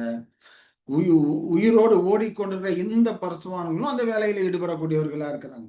ஏன்னா உயிர்த்தெழுந்த பரிசுத்தவான்களும் ஆண்டவராகிய யெஷுவா கிறிஸ்துவும் மகிமையில இருக்கிறாங்க. அவர்களை யாரும் பாண முடியாது. அவர்கள் பூமியிலே ஓடிக்கொண்டிருக்கிற பரிசுத்தவான்களுக்கு சத்திய வெளிச்சத்தை கொடுத்து இவர்கள் மூலமாக தான் சத்தியத்தை மற்ற மக்களுக்கு பிரசித்தப்படுத்தி கொண்டு இருக்கிறாங்க. அப்ப இந்த சாத்தானை கற்ற வேலையில அவர் உயிர்த்தெழுந்த பரிசுத்தவான்களும் இருக்கிறாங்க, உயிரோடு ஓடிக்கொண்டிருக்கிற பரிசுத்தவான்களும் இருந்து கொண்டு இருக்கிறார்கள் அப்படிங்கிறத நாம இதுல புரிந்து கொள்கிறோம். அப்ப இப்படி இந்த விதத்துல நாம பார்த்தாலும் கூட அவர்கள் கிறிஸ்துவுடனே கூட 1000 வருஷம் ஆளுகையிலே பங்கெடுக்கக்கூடியவர்களா இருக்கிறார்கள் அப்படிங்கிறது இந்த விதத்திலும் கூட நாம இந்த காரியங்களை என்ன பண்ணலாம், புரிந்து கொள்ளலாம். இது சங்கீதம் 149ல 6ல இருந்து 9 வரைக்கும் இருக்க காரியங்களை கூட இந்த காரியங்களை குறித்து சொல்றாரு.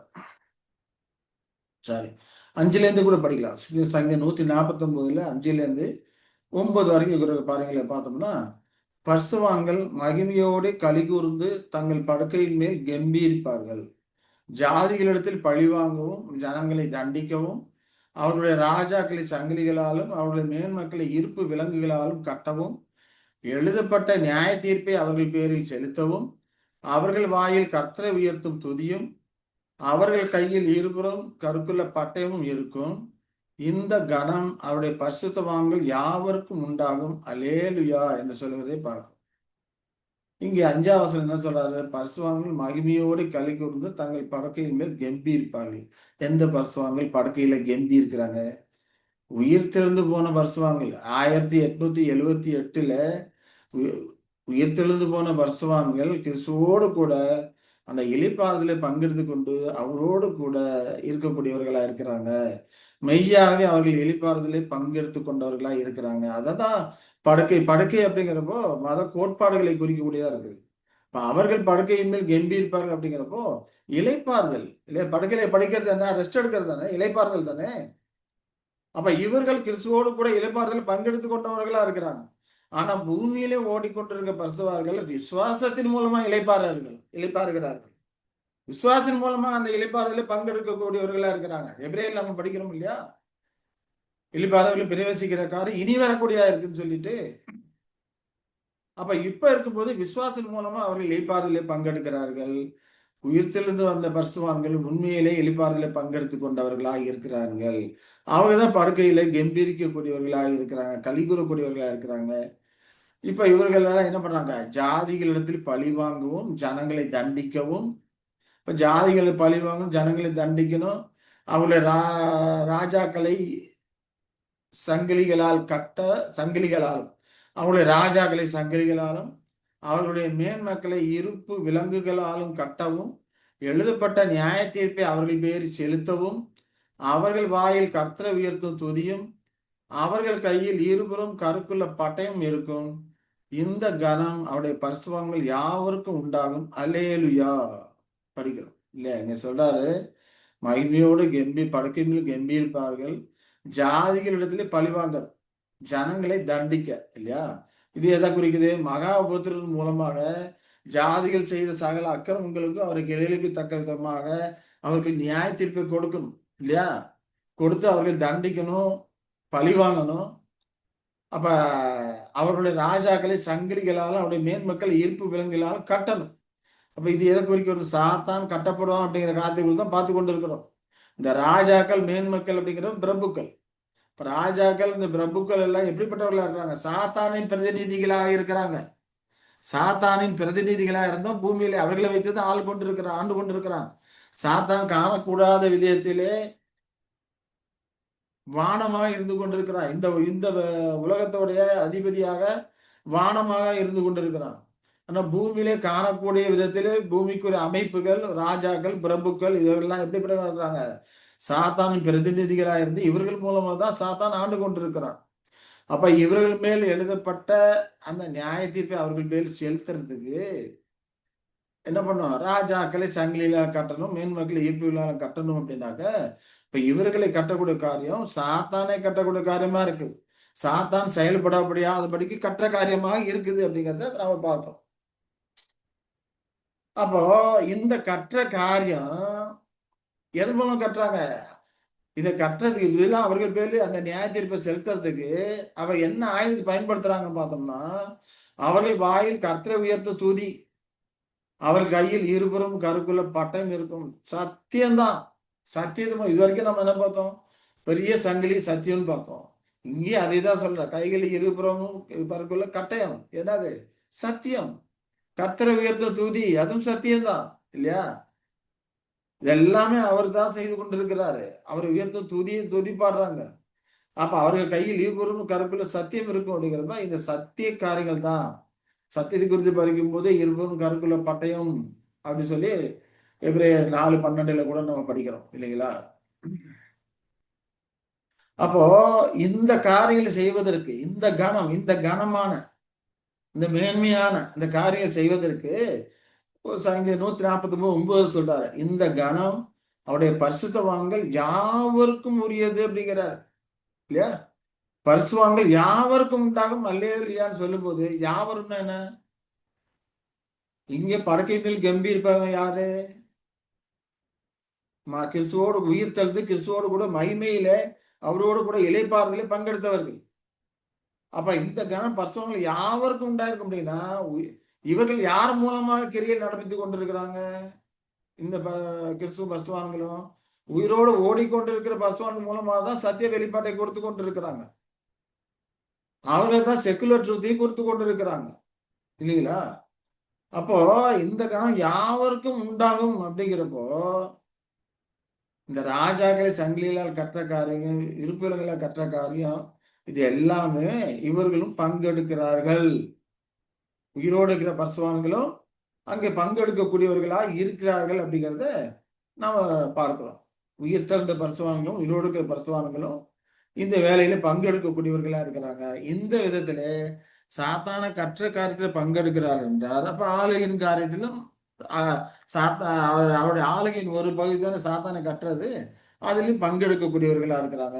இந்த உயிரோடு இருக்கும் பரிசுத்தவான்கள் தங்களை ஓட்டத்தை ஓடி முடித்து இமைப்பொழுதிலே மருவமாய் கிறிஸ்துவோடு கூட சேரும்போது அங்க உணவகத்திலே இருந்து ஆளுகை பண்ணக்கூடிய காரியத்தை செய்யக்கூடியவர்களா இருப்பாங்க.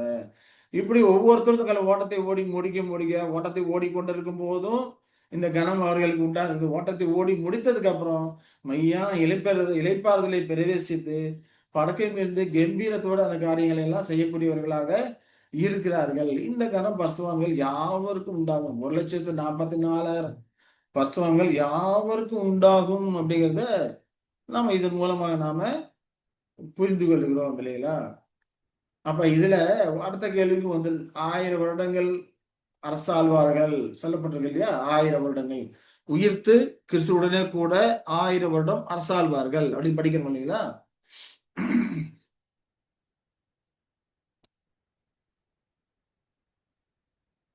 வெளிப்படுத்தின நம்ம பார்த்தோம்னா வெளிப்படுத்தினா 20ஆம் அதிகாரம் இல்லையா?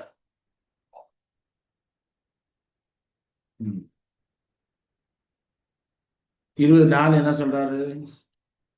அன்றியும் நான் சிங்காசனங்களை கண்டேன், அவைகள் மேல் உட்கார்ந்தாக நியாயத்தீர்ப்பு கொடுக்கும்படி அவர்களுக்கு அதிகாரம் அளிக்கப்பட்டது. யெகோவாவை பற்றிய சாட்சிய நிமித்தமும் தேவனுடைய வசனத்தின் நிமித்தமும் சிரச்சேதம் பண்ணப்பட்டவருடைய ஆத்மாக்களையும் மிருகத்தையாவது அதன் துருபத்தையாவது வணங்காமலும் தங்கள் நெற்றியிலும் தங்கள் கையிலும் அதன் முத்திரையை தரித்துக் கொள்ளாமல் இருந்தவர்களையும் கண்டேன். அவர்கள் உயர்த்து கிறிஸ்துவுடன் கூட 1000 வருஷம் அரசாண்டார்கள் என்று சொல்லுகிறதை பார்க்கிறோம். அப்ப இந்த காரியங்களை அவர்கள் உயிர்த்து கிறிஸ்துவுடனே கூட 1000 வருஷம் அரசாண்டார்கள் அப்படிங்கிறப்போ உயிர்த்தெழுந்து கிறிஸ்துவோடு கூட அவருடைய 1000 வருட அரசாட்சியிலே ஆளுகையிலே பங்கெடுக்கக்கூடியவர்களா இருக்கிறாங்க. அதை தான் உயிர்த்து கிறிஸ்துவுடன் கூட 1000 வருஷம் அரசாண்டார்கள் என்று சொல்லுகிறதை நாம பார்க்கிறோம் இல்லைங்களா? சரி, இதை இன்னொரு விதமா புரிந்து கொள்ளலாம். என்னன்னு பார்த்தோம்னா, இந்த காலகட்டத்திலே அவர் செய்யக்கூடிய காரியம், இந்த காலகட்டத்தில் அவர்கள் செய்யக்கூடிய இன்னொரு வேலை அதோட இணைந்த ஒரு வேலையா இருக்கு. அந்த அறுவடை வேலை இல்லையா?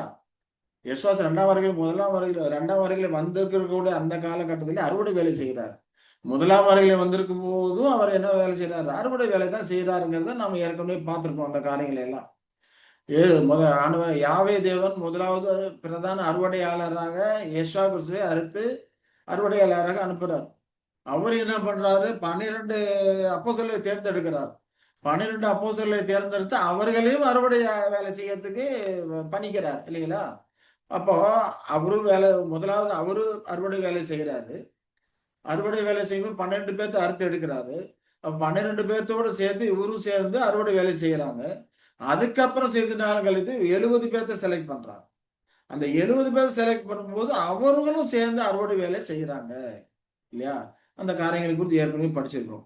அதுக்கப்புறம் உயிர்த்தெழுதலும் போது ஒரு 500 பேர், அதுக்கப்புறம் பெந்தெகோஸ்துனால 3000 பேர், 5000 பேர், அவரவர்கள் சேர சேர சேர சேர அவர்கள் எல்லாரும் என்ன பண்றாங்க? அந்த அறுவடை வேலையில் பங்கெடுக்கக்கூடியவர்களாக இருக்கிறாங்க அப்படிங்கிற காரியங்களை நாம ஏற்கனவே பார்த்தோம். அப்ப இந்த காலகட்டத்திலும் யெசுவா 2ஆம் வருகையில் வந்திருக்கும் போதும் அறுவடையாளராக இருக்கிறார். முதலாவது மரித்த பரிசுத்தவான்களை என்ன பண்றாரு? கூட்டி சேர்த்து அவர்களை உயிர்த்தெழ வச்சு களஞ்சியத்துல சேர்த்துறாரு. அவர்கள் எல்லாம் ஏற்கனவே அறுத்து முடிச்சவங்க, அறுத்து முடிச்சாச்சு. அவங்கள தூற்றுதல் வேலை, கொளித்தல், சலித்தல் போன்ற எல்லா வேலையும் முடிச்சாச்சு. இப்போ உயிர்த்தெழுதல்ல களஞ்சியத்துல கொண்டு சேர்த்துட்டார், அவரோடு கூட சேர்த்தாச்சு. அதுக்கப்புறம் உயிரோடு ஓடிக்கொண்டிருந்த பரிசுத்தவான்கள் மத்தியிலே அவங்க அறுவடை வேலை செய்யறாரு. அறுவடை வேலை செய்து பாபிலோன் வந்து அறுத்தெடுக்கிறாரு. அப்ப அவர்களும் அறுவடை வேலை செய்யறாங்க. சத்தியத்தை மற்றவர்களுக்கு எடுத்து சொல்வது மூலமாக சாத்தானை கற்ற வேலை செய்யறாங்க. அவரோடு கூட அறுவடை வேலையில, சாத்தானை கற்ற வேலையில எல்லாத்திலும் ஈடுபடுறாங்க. யார் யார் பாபிலோன் பிரித்து எடுக்கப்படுகிறார்களோ, அறுத்து எடுக்கப்படுகிறார்களோ அவர்கள் எல்லாரும் கிறிஸ்துவோடு கூட சேர்ந்து அந்த கற்ற வேலையிலும் அறுவடை வேலையிலும் அந்த காரியங்களும் செய்யக்கூடியவர்களா இருக்கிறாங்க. அப்ப அவரோடு கூட ஆளுகையில் அவர்கள் பங்கெடுக்கக்கூடியவர்களா இருக்கிறாங்க அப்படிங்கிறத இதன் மூலமாக நம்ம புரிந்து கொள்ளலாம். இப்ப இந்த காரியங்களை குறித்த காரியங்கள் பின்னால வருது. அதை குறித்து பார்க்கும்போது இன்னும் கொஞ்சம் நல்லா விளக்கமா பார்க்கலாம். அப்போ இதுல பசுவான்கள் எல்லாருக்குமே அந்த கனம் உண்டாகும் என்று அங்க சொல்லியிருக்கிறதை நம்ம பார்க்கிறோம். அப்ப சத்தியத்தை வெளிக்காட்டுறது மூலமா எதுவுமே வெளிப்படுத்தப்படும் போது அது ஒரு வெளிச்சமா இருக்குது இல்லையா? இப்ப வெளிப்படுத்தப்படுகிறது தான் ஒரு பெரிய சங்கிலியா இருக்கு. வெளிப்படுத்துகிற சத்தியம் தவறுகளையும் தீமையான காரியங்களையும் சுட்டி காட்டி வெளிப்படுத்துகிற அந்த சத்தியமே சங்கிலியா இருந்து இருளின் செயல்பாடுகளுக்கு ஒரு கட்டுப்பாட்டை விதிக்கக்கூடியதா இருக்குது. எபேசியர் 5:12-13 படிக்கிறோம். அவர்களால் ஒளிப்படத்தில் செய்யப்படும் கிரியைகளை சொல்லுகிறதும் அவலட்சணமா இருக்கிறது. அவைகளெல்லாம் கடிந்து கொள்ளப்பட்டு வெளிச்சத்தினால் வெளியரங்கமாகும். வெளியரங்கமாக்குறது எல்லாம் வெளிச்சமா இருக்கிறது. எதையெல்லாம் தீமையான காரியங்கள் சொல்லி வெளியரங்கமாகுதோ அதெல்லாம் வெளிச்சமா இருக்கிறது. இது தீமையான காரியங்கள், இது தப்பறையான காரியங்கள், இது மூடத்தனமான ஒரு காரியங்கள் அப்படிங்கிறதெல்லாம் எதெல்லாம் நமக்கு வெளிச்சத்தை வெளியரங்கமாக்குது? சத்தியம். சாத்தான் சத்தியத்துல பிரகாசம் ஒளி பிரகாசமா இராதபடிக்கு ஜனங்களுடைய கண்களை குருடாக்கி போட்டு வச்சிருக்கான். இப்ப இந்த சத்திய வெளிச்சம் வரும்போது கண்கள் குருடாக்கப்பட்ட கண்கள்லாம் தெளிவடையுது. தெளிவடைஞ்சு வேதத்தை தெளிவாக காண்பிக்குது. எது சரி எது தப்பு அப்படிங்கிற காரியங்கள் நமக்கு வெளிச்சத்து வருது. இப்படி வெளியரங்கமாக்குறது எல்லாமே வெளிச்சமா இருக்குது சொல்லி அங்க சொல்றதை நம்ம பார்க்கிறோம். அப்ப இருளின் சங்கிலியில் கட்டப்பட்ட பார்க்கிறோம். இந்த விதமாக சாத்தானால் கட்டப்பட்ட இந்த மணமக்கள் எல்லாமே வெளிச்சத்துக்கு வர்றது மூலமாக இனி சாத்தானால் அவர்கள் மத்தியிலே முன்பு போல கிரியை நடப்பிக்க முடியல. அப்ப ஜனங்களை மோசம் போக்காத எதுக்காக கட்டப்படுறான்? ஜனங்களை மோசம் போக்காதபடிக்கு, ஏமாற்றப்படாதபடிக்கு இல்லையா? ஜனங்கள் ஏமாற்றப்பட முடியாதபடிக்கு அவன் கட்டப்பட்டு கொண்டிருக்கிறான் அப்படிங்கிறத நம்ம பார்க்கிறோம். சரி, அப்ப சாத்தான் இப்படி கட்டப்பட்டதுக்கும் இன்னொரு கேள்வி நமக்கு படிச்சோம் இல்லையா? விழுந்து போன தூதர்களின் சங்கிலியில கட்டப்பட்டிருக்க இல்லையா? அப்ப இருளின் சங்கிலியில கட்டப்பட்டிருந்த விழுந்து போது தூதர்களின் கட்டுப்பாடு, அது பேபிகளின் அதிபதியா இருக்கிற அந்த சாத்தானின் கட்டுப்பாடு ஆகிய ரெண்டையுமே நாம தெளிவா என்ன பண்ணும்? வேறுபடுத்தி புரிந்து கொள்ளணும். இங்க சாத்தான் அப்படிங்கிறப்ப இவர் தனி ஒரு பெரிய ஆளு, ரொம்ப ஞானமும் புத்தியும் அறிவும் நிறைந்த இவன் ஒரு கேரு அப்படின்னு சொல்லி நம்ம படிச்சிருக்கிறோம். அப்ப இவனை கட்டுப்படுத்தி செயலற்ற விதமாக ஆக்குறதற்கும், விழுந்து போன தூதர்களை சங்கிலியில் அந்தகார சங்கிலில் கட்டி போடுறதுக்கும் உள்ள வித்தியாசத்தை நாம புரிந்து கொள்ளும். இப்ப வேதாகமம் என்ன போதிக்குன்னு பார்த்தோம்னா, சாத்தானின் கட்டுப்பாடு அப்படிங்கிறப்போ கிறிஸ்துவின் 2ஆம் வருகையின் போது நடைபெறக்கூடியதா இருக்கு. ஏன்னா வெளிப்படுத்தாய் 20:2 நாம அது குறித்த காரியங்கள் தான் படிக்கிறோம். பழைய பாம்பாய வலு சர்ப்பத்தை பிடித்து அந்த 1000 வருஷமும் கட்டி வைத்தான்னு சொல்லி பார்க்கோம் இல்லைங்களா?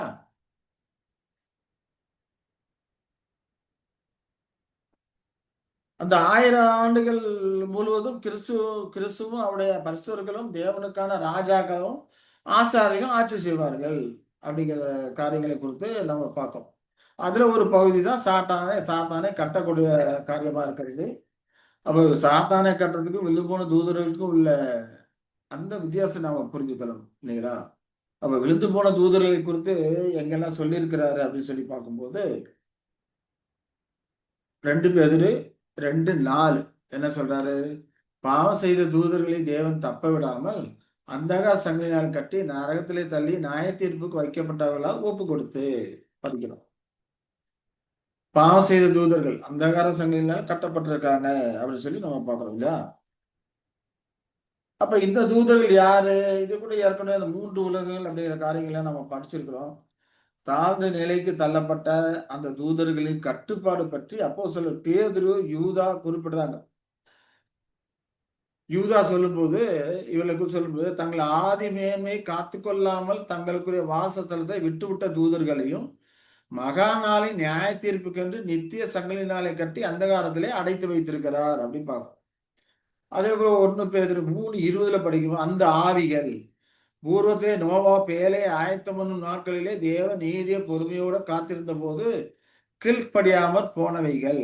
அந்த பேலையிலே சிலராக 8 பேர் மாத்திரம் பிரவேசித்து ஜலபத்தினால் காக்கப்பட்டார்கள் சொல்லி பார்க்கிறோம். அப்ப வேதாமத்தை ஆராய்ந்து பார்க்கும்போது ஒளி தூதர்களாக இருந்த சிலர் கீழ்ப்படியாமல் போனாங்க அப்படின்னு சொல்லி பார்க்கலாம் இல்லையா? நோவா பேலை ஆயத்தம் பண்ணும் நாட்களிலே தேவன் நீடிய பொறுமையோடு காத்திருந்த போது கீழ்ப்படியாமல் போனவைகள். அப்ப ஏற்கனவே அவர்கள் நல்ல தூதர்களா இருந்தவங்க தான் அந்த ஜலப்பிரளயத்துக்கு சற்று முன்னான காலங்கள்ல அவர்கள் கீழ்ப்படியாமல் போனதாக வேதாந்தம் சொல்வதை நம்ம பார்க்கிறோம். அப்ப அவர்கள் தங்களுக்குரிய முதல் நிலையை அந்த தூதர்களை விட்டுட்டு மனிதர்களாக மாற விரும்பினாங்க. மனித உருவத்தை எடுத்துக்கொண்டாங்க. அததான் யூதால சொல்றாரு. தங்களுடைய ஆதி மேன்மையை காத்து கொள்ளாமல் தங்களுடைய வாசத்துல விட்டு விட்ட தூதர்கள். அவரை சிருஷ்டிக்கும் போது இருந்த அந்த நிலைமை, அதை விட்டுட்டு கீழிறங்கி மனிதர்களை போல அவர்கள் ஆறாங்க. அப்ப இந்த காரியங்களை ஏற்கனவே படிச்சிருக்கோம். தேவபுத்திர மனுஷகுமார்த்திகள் அழகுள்ளவர்கள் என்று கண்டு தாங்கள் தெரிந்து கொண்ட யாவரையும் மனைவிகளாக கொண்டார்கள். அவர்களுக்கு பிள்ளைகள் பிறந்தாங்க. அவங்க எல்லாம் ராட்சசர்களா இருந்தாங்க. பூர்வத்துல புகழ்பெற்ற வல்லமை உள்ள மனிதர்களா இருந்தாங்க. அப்படிங்கிற காரியங்களை பார்த்தோம். இப்படி அந்த ராட்சசர்கள் வந்திருக்கும் போது ஒரு கிராஸான சந்ததி அங்க உருவாகக்கூடியதா இருக்கிறது. அப்படி கிராஸான சந்ததி உருவானதுனால ஜலப்பிரளயத்தினால அவர்கள் எல்லாம் அழிக்கப்பட்டார்கள் அப்படிங்கிறத நம்ம பார்க்கிறோம் இல்லையா? அப்ப அப்போஸ்தலர் இங்க விவரிக்கும் போது அந்த விழுந்து போன தூதர்களுக்கு என்ன நேர்ந்தது அப்படிங்கிறத தொடர்ந்து விளக்குறாரு. அவர்களுக்கு என்ன நேர்ந்தது அதை தான் சொல்றாரு. அந்தகார சங்கிலினால கட்டி போட்டிருக்கிறாரு அப்படின்னு சொல்லும்போது, முன்பு இருந்ததை விட குறைவான வல்லமையும் குறைவான சலுகையும் உடையவர்களாக ஆனாங்க. ஆனா ஆதி மேன்மையை காத்துக்கொள்ளல, விட்டுட்டாங்க. மனுஷனா ஆயிட்டாங்க. மனுஷனாகி இப்படிப்பட்ட ஒரு பாவத்தை செய்ததுனால அந்த ஆதி மேன்மையான அந்த காரியங்கள்ல அந்த வல்லமைகளை அதெல்லாம் விட்டுட்டு குறைவான சலுகைகள் உடையவர்களாக ஆறாங்க. இனி அவர்களால் பழையபடி மனுஷ உருவம் எடுக்க முடியாது. பகல்லே மனிதர்கள் கொண்டு தோன்ற முடியாது. ஆதி காலத்துல ஆபிரகாம், ஈசாக்கு, யாக்கோபு அவரிடத்துல தேவதூதர்கள் மனிதர்களா தோன்றி பேசுறாங்க, அவங்களும் சாப்பிட்டாங்க, அதெல்லாம் பார்க்கிறோம். அது போல இவர்களால் செய்ய முடியாது. ஏன்னா அந்த ஆதி மேன்மை இவர்கள் என்ன பண்ணல, காத்து கொள்ளல. அப்ப குறைவா ஆதி முன்பு இருந்ததை காட்டிலும் குறைவான வல்லமையும் குறைவான சலுகையும் உடையவர்களாக ஆயிடுறாங்க. அவர்கள் மனித உருவம் எடுக்கக்கூடிய அந்த திறன் கொண்டிருந்தாங்க முன்பு. ஆனா இப்போ அந்த மனிதர்களை போல அப்ப அந்த காலகட்டத்தில் திறன் இருக்கும் மனிதர்கள் போல சாப்பிட்டாங்க, உணவு உண்டுனாங்க, மனிதர்கள் போல அநேக பல செயல்களை செய்தாங்க. ஆனா ஜலப்பிரளயத்துக்கு பிறகு அந்தகார சங்கிலே கட்டுப்படுத்தப்பட்டிருக்கிறார் அப்படிங்கிறப்போ முன்பு இருந்தது போல அந்த மனித உருவம் அவர் என்ன பண்ண முடியாது, எடுக்க முடியாது. அந்த திறனெல்லாம் அவரை விட்டு போயிடுச்சு. வெளிப்படையாக தங்கள் வல்லமையை பயன்படுத்த முடியாது. அதெல்லாம் தடுக்கப்பட்டிருக்காங்க. அதுதான் அவருடைய அந்த செயல்பாடுகள் தடுக்கப்பட்டிருக்கு. அந்த வல்லமையான செயல்பாடுகள் தடுக்கப்பட்டிருக்கு. மனித ஒரு எடுக்கிற காரியங்கள், மனித ஒரு எடுத்து அந்த வெளிச்சத்துல மற்றவர்களோடு பேசுற காரியங்கள், இது எல்லாமே தடுக்கப்பட்டாச்சு. அதுதான் அந்த கால சங்கிலி சொல்றாரு. அது மட்டும் இல்லாம பரிசுத்த தூதர்களாக இருந்தாங்க. இப்ப தேவனிடத்துக்கு போக முடியாது. பூமியில மனிதர்கள் மனித உருவெடுத்த மனிதர்களோடு அவர்களால் என்ன பண்ண முடியாது, பேச முடியாது. அப்ப இடைப்பட்ட காலத்திலே அந்த காலத்திலே ஆகாயத்திலே அவர்கள் சிறைப்படுத்தப்பட்டவர்களாக அவர்கள் இருக்கிறாங்க. ஆனாலும் கூட அவர்கள் முற்றிலும் செயலற்றவர்களாக இல்லை. எந்த ஒரு வேலையுமே செய்ய முடியாத முற்றிலும் செயலற்று போயிட்டாங்க அப்படி சொல்லக்கூடாது இல்லையா? முற்றிலும் செயலற்றவர்களாக அவங்க இல்லை. ஆனா ஏற்கனவே இருந்த நிலையை இழந்துட்டாங்க. மனித உருவெடுத்து ஜனங்களோட எந்த ஒரு தொடர்பும் வச்சுக்க முடியாது. அப்படிப்பட்ட ஒரு நிலையில இருக்கிறாங்க. அந்தகாரம் அப்படிங்கிறப்போ சத்திய பிரகாசம் இல்லை. தேவனோடு இருக்கும்போது தான் சத்திய பிரகாசம். நாமோடும் கிறிஸ்துவோடும் தேவனோடு இருந்து கொண்டு இருக்கிற வரைக்கும் தான் அதிகமா சத்திய பிரகாசம் நம்ம கிட்ட இருந்து கொண்டிருக்கும். அவர்களை விட்டு விலகிட்டோம் அப்படின்னாக்க நாமும் இருளுக்குள்ளே தள்ளப்பட்டு போயிடுவோம். சத்திய பிரகாசம் இருக்காது. அதே போல சாத்தான் தேவனை விட்டு விலகிட்டாரு. ஏன்னா ஆதி மேன்மை காத்துக்கொள்ள பாவம் செய்துட்டாங்க. பரிசுத்தர் அவர்களை விலக்கிட்டாரு. ஆகையினால அவர்களுக்கு இனி அந்தகாரம் தான். சத்திய வெளிச்சம் அவர்களுக்கு கிடையாது. அப்ப இந்த அந்தகார சங்கிலி எடுக்கிறப்போ அந்தகார இருட்டின் அதிபதியாக இருட்டுக்குள்ள சத்தியத்தை அறியாதபடிக்கு இருக்கக்கூடிய அந்த ஒரு நிலைமைக்குள்ள தன்னுடைய வல்லமைகளை எல்லாம் கட்டுப்படுத்த அந்த நிலைமைக்குள்ள அவர்களை ஆகாயத்தில் அடைத்து வைத்திருக்கிறார். அதனால்தான் எபேசியர் சொல்லும்போது ஆகாயத்து அதிகார பிரபு என்று சொல்லுவதை பார்க்கிறோம். ஆனாலும் கூட முற்றிலுமா செயலற்றவர்களாக இல்லை. ஏன்னா அவர்கள் செயல்பட்டு கொண்டுதான் இருக்கிறாங்க. உதாரணத்துக்கு பார்த்தோம்னா சவுல் ராஜா எல்லாம் பார்க்கிறோம் இல்லைங்களா? சவுல் ராஜா அஞ்சனக்காரியோட பேசுறாங்க இல்லையா? அப்ப அதெல்லாம் சாத்தானோட பேசுற ஒரு காரியமா தான் அது இருக்குது அப்படிங்கிறத நாம் பார்க்கிறோம். ஆனா வேதாந்தத்துல அப்படிப்பட்டவர்களோட எந்த ஒரு தொடர்பும் வைத்துக்கொள்ள கூடாது அப்படிங்கிறது வேதாந்தம் நமக்கு எச்சரிக்கையா சொல்லப்பட்டிருக்கிறது. எசாயா 8:19 கூட சொல்றாரு, முணுமுணுத்து பேசுகிறவர்களிடமும் ரகசியமா சொல்லுகிறவர்களிடமும் விசாரிக்காதீங்க. அங்க போய் எந்த ஒரு விசாரணை வச்சுக்காதீங்க, பேசாதீங்க அங்க சொல்றதை பார்க்கிறோம். ஏன்னா அவர்கள் இறந்தவர்களோடு தொடர்பு கொள்ள முடியும் என்று கூறிக்கொண்டிருக்கிறாங்க. ஆனா இந்த விழுந்து போன அந்த தூதர்கள் தான் தேவனுடைய வார்த்தையை செல்லாததாக ஆக்கிறதுக்காக வேண்டி மக்களை தவறாக வழிநடத்த முயன்று கொண்டிருக்கிறாங்க. ஆகையினால மரித்து ஒருவன் உயிரோட வந்திருக்கிறான், அவனை பிடிச்சிருக்கான், இவனை பிடிச்சிருக்கிறான் அப்படின்னு சொல்லக்கூடிய காரியங்கள் எல்லாம் தவறான ஒரு போதனையாக இருக்கிறது. சாத்தான் ஆதியிலே சொன்னாலே, நீ நிச்சயமாக சாவதில்லை, தேவதூதர்களைப் போல இருப்பீங்கன்னு ஒரு பொய் சொன்னானா இல்லையா? அந்த பொய்யை மெய்மையாக்குவதற்காக இந்த விழுந்து போன தூதர்கள் செய்யக்கூடிய மாய்மாலமான ஒரு காரியமா இருக்கிறது. ஏன்னா விழுந்து போன தூதர்களுக்கு தேவனை விட்டு விலகின உடனே அவர்களுக்கு தலைமையேற்று நடத்திக்கிறதுக்கு ஆள் இல்லை. அதனால சாத்தானை எதுக்கு பிடிச்சிக்கிட்டாங்க? சாத்தான் நம்ம தலைமையேற்று நடத்துறதுக்கு சரியான ஆளா இருப்பான்னு சொல்லி அவனை பிடிச்சிக்கிட்டாங்க. ஏன்னா அவன் தானே இவர்களை எல்லாம் வஞ்சித்து இப்படிப்பட்ட பாவத்தை விளைவிச்சது. ஏவாளை விளைவிச்சதும் அவன்தான், இவர்களை விளைவிச்சதும் அவன்தான். இப்படி தனக்கு சாதகமாக இவர்களை எல்லாம் இப்ப பயன்படுத்தி கொண்டு வருகிறதும் அவன் தான் சொல்லி நம்ம பார்க்கிறோம். சரி. அப்போ அந்த தீய ஆவிகள் செத்து போனவங்க உயிரோட வர்றாங்க அப்படின்னு சொல்லி இந்த காலகட்டத்திலயும் அநேக கஷ்டமண்டல பிரசங்கமார்கள் அதான் பேசி கொண்டு இருக்கிறாங்க. செத்து போன அவன் இவன் வந்திருக்கான், செத்து போன இவன் வந்திருக்கிறான், அப்படிலாம் பேசி கொண்டு இருக்கிறாங்க. ஆனா உண்மையிலே யெஷுவா எவ்வளவோ பிசாசுகளை விரட்டி இருக்கிறார். எங்க அப்போஸ்தலர்கள் பிசாசுகளை விரட்டி இருக்கிறாங்க. எங்கேயாவது நான் செத்து போன இந்நாள் வந்திருக்கிறேன், செத்து போன அவன் வந்திருக்கிறேன், செத்து போன இந்த ஸ்திரீ வந்திருக்கிறேன், எங்கேயாவது சொல்லியிருக்காங்களா? சொல்லல. பேர் என்னன்னு இயேசு கிறிஸ்து கேட்கும்போது கூட லேகியோன், அதிகமான பேரா இருக்கணும்னு சொல்றாங்க இல்லையா? நீ தேவனுடைய குமாரன் அறிக்கையிடுறாங்க. அவர்கள் எங்கேயுமே செத்து போனா உயிரோட வந்தான்னு சொல்லலை. ஏன்னா அங்க ஒண்ணு ஏமாத்த முடியாது. ஆனா இப்ப இருக்கிற பிரசங்கமார்கள் இயேசுவா ஊழியம் செய்தார் நினைத்து கொண்டு அவர்கள் செத்து போன பிசாசு, செத்து போன அந்த ஆவியை விரட்டின, இந்த ஆவியை விரட்டின அவங்க சொல்லி கொண்டிருக்கிறாங்க. நிச்சயமா அதெல்லாம் விழுந்து போன தேவதூதர்களாக இருக்கிறாங்க அப்படிங்கிறது வேதாந்தம் நமக்கு தெளிவா சொல்லப்பட்டிருக்குது. அப்போ இதன் பிரகாரம் நாம என்ன புரிஞ்சு கொள்கிறோம்? ஜலப்பிரளயத்துக்கு பிறகு இந்த விழுந்து போன தூதர்கள் மனித உருவம் எடுக்கக்கூடிய அந்த உரிமையை என்ன பண்ணிட்டாங்க? எழுந்து போயிட்டாங்க. ஆனாலும் கூட அவர்கள் ஏமாற்றுதல், ஆவி உலக தொடர்பு போல காட்டுறது, இப்ப மனிதர்கள் மனதை பாதிக்கிற போன்ற வழிகளை தொடர்ந்து செயல்பட்டதாக கூறப்படுகிறது. ஏன்னா புதிய ஏற்பாட்டுல பிசாசினால் புதிய ஏற்பாட்டுல வந்து அசுத்த ஆவிகள் பிடித்திருக்குன்னு சொல்லப்பட்டதை நம்ம பார்க்கிறோம். அது பிசாசு கிடையாது. பிசாசு அப்படிங்கிறப்போ அவன் லூசிபர் இல்லையா? அவன் ஒரு கேரு, அவன் தான் பிசாசா இருக்கிறான். இப்ப இவர்கள்லாம் விழுந்து போன தூதர்களா இருக்கிறாங்க. பிசாசன் கீழே அவனுக்கு தலைமை ஏற்று நடந்து கொண்டு இருக்கக்கூடியவர்களாக இருக்கிறாங்க. இந்த காரியங்களை தான் சாத்தானை கட்டுதல் அப்படின்னு சொல்லிட்டு நம்ம வீடியோ போட்டிருக்கிறோம். நீங்க அதுல போய் பார்த்தீங்கன்னா கூட அந்த காரியங்கள்லாம் புரிந்து கொள்ளலாம். அப்போ யெஷுவா இப்படிப்பட்ட ஆவிகளால் ஆட்கொண்டிருந்த பலரை அவர் குணமாக்குறாரு அப்படிங்கிற காரியங்கள்லாம் பார்க்கணும் இல்லையா? அப்ப இந்த தீய ஆவிகளை பற்றி பகல் நிகழ்வுகள் வேதம் சொல்லப்பட்டிருக்குது. அப்போ அந்தகார சங்கில வைக்கப்பட்ட இந்த விழுந்து போன தூதர்கள் கட்டுப்பாடு அப்படிங்கிறப்போ முழுமையான எந்த ஒரு செயல்பாடும் இல்லாதபடிக்கு கட்டுப்பாடுகள் இல்லை. அவருடைய செயல் ஆதிமேன்மையை காத்து கொள்ளாதபடிக்கு அந்த வல்லமையை இழந்திருக்கிறாங்க. மாம்சீக ரீதியாக மாம்சீகத்திலே வந்து மனிதர்களோடு தொடர்பு கொள்ளக்கூடிய அந்த காரியங்கள் எல்லாம் இழந்திருக்கிறாங்க. தேவனோடு பரிசுத்த தூதர்களோடு தொடர்பு கொள்ளக்கூடிய அந்த காரியங்கள் எல்லாம் இழந்திருக்கிறாங்க. இதுதான் அவர் இழந்த காரியங்கள்.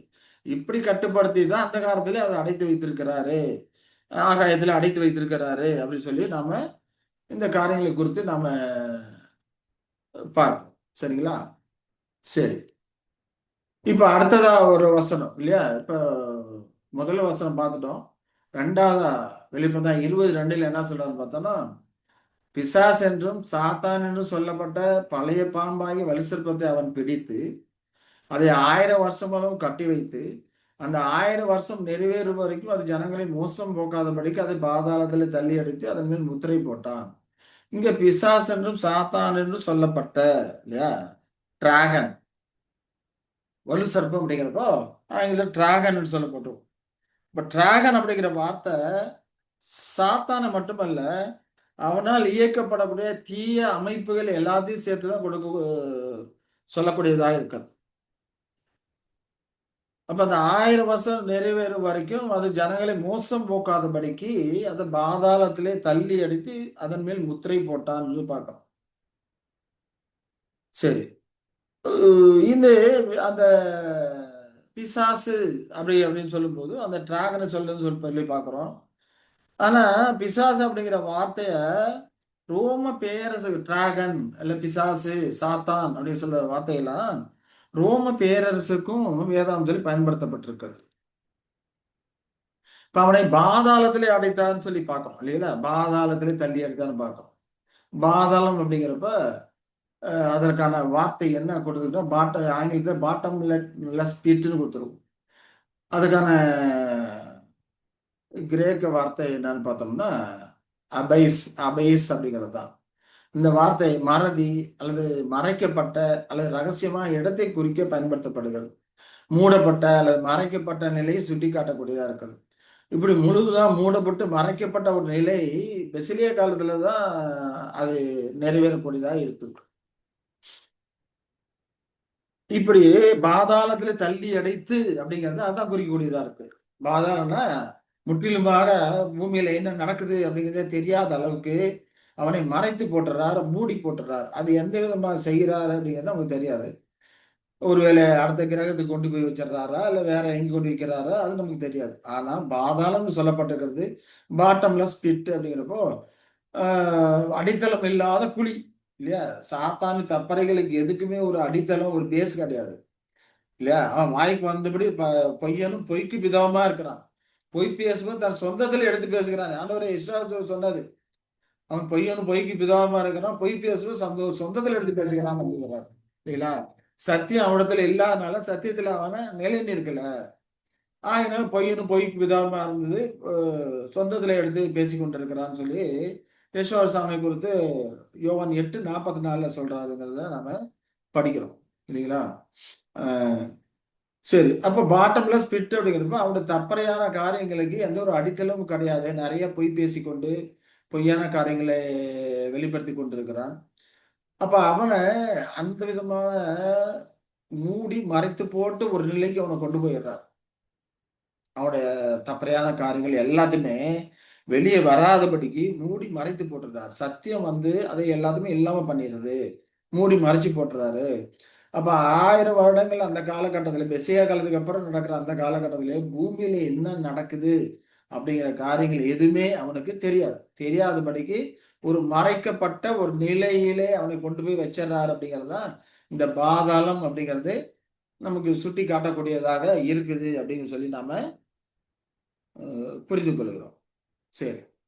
அதே போல சாத்தான் அப்படின்னு சொல்லும்போது அந்த டிராகன் அப்படின்னு சொல்லும்போது அதை குறித்து பார்த்தோம்னா வெளிப்பார்த்தோம்னா 12:3 படிச்சோம்னா சிவப்பான பெரிய வலு சர்ப்பம் என்று அங்க சொல்லுகிறது பார்க்கிறோம். இல்ல ரோம பேரரசை குறித்து சொல்லுது பெரிய வலு சர்ப்பம். அதே போல 12:9 பார்த்தோம்னா உலக மனத்தையும் மோசம் போக்குகிற பிசாஸ் என்றும் சாத்தான் என்றும் சொல்லப்பட்ட பழைய பாம்பாகிய பெரிய வலு சர்ப்பம். அந்த பழைய பாம்பாகிய பெரிய வலு சர்ப்பம் அப்படிங்கிறப்போ இது நமக்கு எதை ஞாபகப்படுத்துது?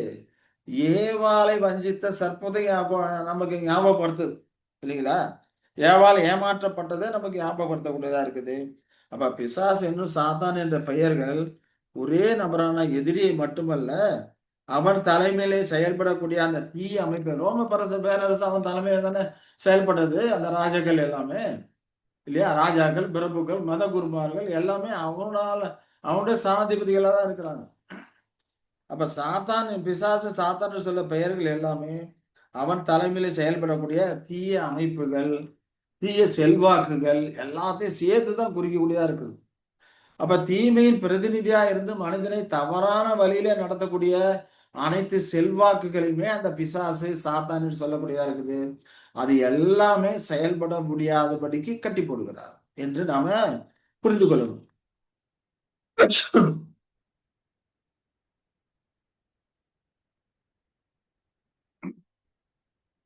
அப்புறம் சாத்தானை பிடித்து அப்படிங்கிறார் இல்லையா? சாத்தானை கேப்சர் பண்றாரு அப்படின்னு சொல்றதை பார்க்கிறோம். பலவானாகிய இந்த சாத்தான் பூமியில இருக்கிறவன் தான் பலவானா இருக்கிறான். பலவானாகிய சாத்தானை கட்டுதல் அப்படிங்கிறப்போ அதாவது லிட்டரலா அவனை பிடிச்சு கட்டுறது அப்படிங்கிற காரியம் திடீர்னு ஆரம்பமாகக்கூடிய ஒரு காரியமா இருக்குது. அது பெசிலியா காலத்துக்கு முன்பு நிறைவேறக்கூடிய பெசிலியா காலம் அதாவது மகாபத்தம் இறுதியிலேயே நடக்கக்கூடிய ஒரு காரியமா இருக்கிறது. அப்ப கர்த்தர் தாமே தமது வல்லமையினால தலையீடு செய்வதன் மூலம் அது ஏற்படும். ஆனா அவன் செயல்படாமல் தடுக்கிற காரியம், செயல்பட ஜனங்களை ஏமாற்றாமல் தடுத்து கற்ற காரியம் அப்படிங்கிறப்போ அது சத்தியத்தின் மூலமா நடைபெறுகிறது. ஆனா அவனை கேப்சர் பண்ணி பிடிச்சு கட்டணும் இல்லையா? அந்த கேப்சர் பண்ணி பிடிச்சு அந்த கற்ற காரியம் யெஷுவா தம்முடைய வல்லமையினால் செய்யக்கூடியவர். அவர் இப்ப தெய்வீக சுபாவத்தில் இருக்கிறார். வானத்தில் பூமியில் சக அதிகாரம் கொடுக்கப்பட்டிருக்கு. அவருக்கு அந்த வல்லமை இருக்குது. சாவாம உடையவரா இருக்கிறாரு. அதனால அவரை சாத்தானால முதல் வரைகளை பண்ண மாதிரி இப்ப அவரை எதுவும் பண்ண முடியாது. அவர் எல்லாத்துக்கும் மேல வல்லமையுடையவரா இருக்கிறார். ஆக தமது வல்லமையினால தலையிட்டு அந்த காரியங்களை அவர் செய்கிறாரு. இறுதியில் அவருடைய ராஜ்யம் 6000 ஆண்டுகளா நிலவிய பாவம் மரணம் கொண்ட ஆட்சியை அவன் வீழ்த்தி அவனை ஒன்றும் இல்லாதவனாக, பூமியில் நடக்கிற காரியங்களை எதுவுமே அறியாதவனாக முற்றிலுமா கட்டி போட்டு விடுகிறாரு அப்படிங்கிறத நம்ம பார்க்கிறோம். அப்ப அவனுடைய ஏமாற்றக்கூடிய தவறா வழிநடத்தக்கூடிய அனைத்து செல்வாக்குகளும் இந்த விதமா கட்டுப்படுத்தப்பட்டு முழுமையாக அவனுடைய முழு செயல்பாடுகளும் இல்லாததாக ஆக்கிறாரு. ஏன்னா அவனுக்கு காரியங்கள் எல்லாமே தீமையை நல்லதா காட்டுவான், நன்மையை தீமையை காட்டுவான், வெளிச்சத்தை இருளா காட்டுவான், இருளை வெளிச்சமா காட்டுவான். அப்படி தவறான ஒரு காரியங்கள் காட்டுறது அவனுடைய காரியமா இருக்கிறது. அப்ப மனிதனுடைய ஏமாற்றக்கூடிய சாத்தானின் அந்த தாக்கம் எல்லாமே முற்றிலுமாக நிறுத்தப்படும். அதனால சத்தியத்தை கேட்காத ஒரு நிலை நீங்கும். இந்த காலகட்டத்தில் அவன் எவ்வளவுதான் வேதாந்தத்திலிருந்து சத்தியத்தை எடுத்து சொன்னாலும் அநேகர் விசேஷித்த விதமா கிறிஸ்தவர்கள், பெயர்லமா கிறிஸ்தவர்கள் அறிந்து உணர்ந்து கொள்றதே கிடையாது. ஏன்னா அவர்கள் இருக்கக்கூடிய நிலை அவர்களுக்கு சுருக்கும் கண்ணியமா இருக்குது. எவ்வளவு எடுத்து சொன்னாலும் அறியாதபடிக்கு சாத்தான் அவர்கள் கண்களை குருடாக்கி போட்டிருக்கிறான். ஏன்னா அவர்கள் அதை விரும்புறதில்லை. யேசுவாஸ் 2ஆம் வருகை வந்திருக்கிறதையோ அவர் ராஜ்யம் சாவிதமாகிறதையோ எல்லாரும் இழந்து போனதை திரும்ப பெறுது அந்த காரியங்களை எல்லாம் அவர்கள் அறியாதபடிக்கும் அவர்கள் விரும்பாதபடிக்கும் அதுல எந்த ஒரு ஆர்வமும் இல்லாதபடிக்கு இருக்கிறாங்க. ஆகையினால அவர்கள் அதை என்ன பண்றதில்ல, புரிந்து கொள்றதில்லை. அவர்கள் இருக்கக்கூடிய நிலை அவர்களுக்கு சுருக்கும் கண்ணியமா இருக்கிறது அப்படின்னு சொல்லி பார்க்கணும் இல்லைங்களா? ஆனா சத்தியத்தை கேட்காத நிலை சாதாரண கட்டப்பட்டதுக்கு அப்புறம் இந்த சத்தியத்தை கேட்காத இந்த நிலையெல்லாம் முற்றிலுமா நீங்கப்பட்டு போகும். இது மனித குலத்தை தேவனுடன் இணக்கமாக கொண்டு வர செய்யக்கூடிய தேவ ஏற்பாட்டின் ஒரு பகுதி தான். மனிதர்களை தேவனோட இணக்கமாக கொண்டு வரணும், சத்தியத்தோடு இணக்கமா வரணும், கொண்டு வர வேண்டும் அப்படிங்கிறதுக்காக தேவன் ஏற்பாடு செய்து இருக்கிற அந்த திட்டத்தில் இது ஒரு குறிப்பிட்ட பகுதி தான். இன்னும் நிறைய விஷயங்கள் இருக்குது. அப்புறம் 1000 ஆண்டுல பெசிலியா கால அந்த ராஜ்யம் தொடங்குறதுக்கு முன்னே சாத்தானுடைய எல்லா தீய சக்திகளும் கட்டுப்படுத்தப்படும். அப்ப இப்ப அது நடந்து கொண்டு இருக்குதா? இயேசு 2ஆம் வந்திருக்கிறான்னு சொல்றீங்களே, அப்ப இது நடந்து கொண்டிருக்கிறதா அப்படின்னா ஆம், நிச்சயமா நடந்து கொண்டுதான் இருக்கிறது. அது முழுமையா நிறைவேறுதா அப்படின்னா இல்லை. ஏன்னா தீமையின் ஆதிக்கம் இன்னும் இருந்து கொண்டுதான் இருக்கிறது, முழுமையா நிறைவேறல. ஆனா மோஸ்ட்லி சத்தியமானது அதிகமா பிரயாசித்து கொண்டே போகிறது. இருளான அந்த காரியங்களானது இல்லாம போய்கொண்டே போகுது. இப்போ ஒரு ரூம்ல இருட்டா இருக்குன்னா முதல்ல மெழுகுவர்த்தி கொண்டு போங்க, வெளிச்சம் இருக்கும், ஓரளவுக்கு வெளிச்சம் இருக்கும். அப்ப உள்ள இருக்கிற காரியங்கள் எல்லாமே தெரியும். அதே பெட்ரோமாக்ஸ் லைட் அடுத்த கொஞ்சம் பளிச்சுன்னு பெட்ரோமாக்ஸ் லைட் எடுத்து போனா இன்னும் நல்லா பளிச்சுன்னு எல்லா காரியங்களும் தெரியும். இப்ப இருக்கிற மாதிரி நல்லா சுவிட்சை போட்டா லைட் இருக்கு எலக்ட்ரிசிட்டியில, அந்த மாதிரி லைட்டை கொண்டு போங்க, அந்த ரூம்ல எந்த ஒரு பகுதியிலும் இருளே இருக்காது, சுத்தமாயிருக்கும் இல்லையா? அது போலதான் சத்திய வெளிச்சம் பிரகாசமா வர வர வர வர வர இருளானது கட்டுப்படுத்தி கொண்டே போய் முடிவுல முழுமையாக இல்லாம போய்விடும். அது இப்ப நடந்து கொண்டிருக்கிறது சத்தியம். இப்ப நாம இருக்கிறது எபிபனி காலம். பருசிய காலம் முடிஞ்சிருச்சு. நாம இருக்கிறது எபிபனி காலம்.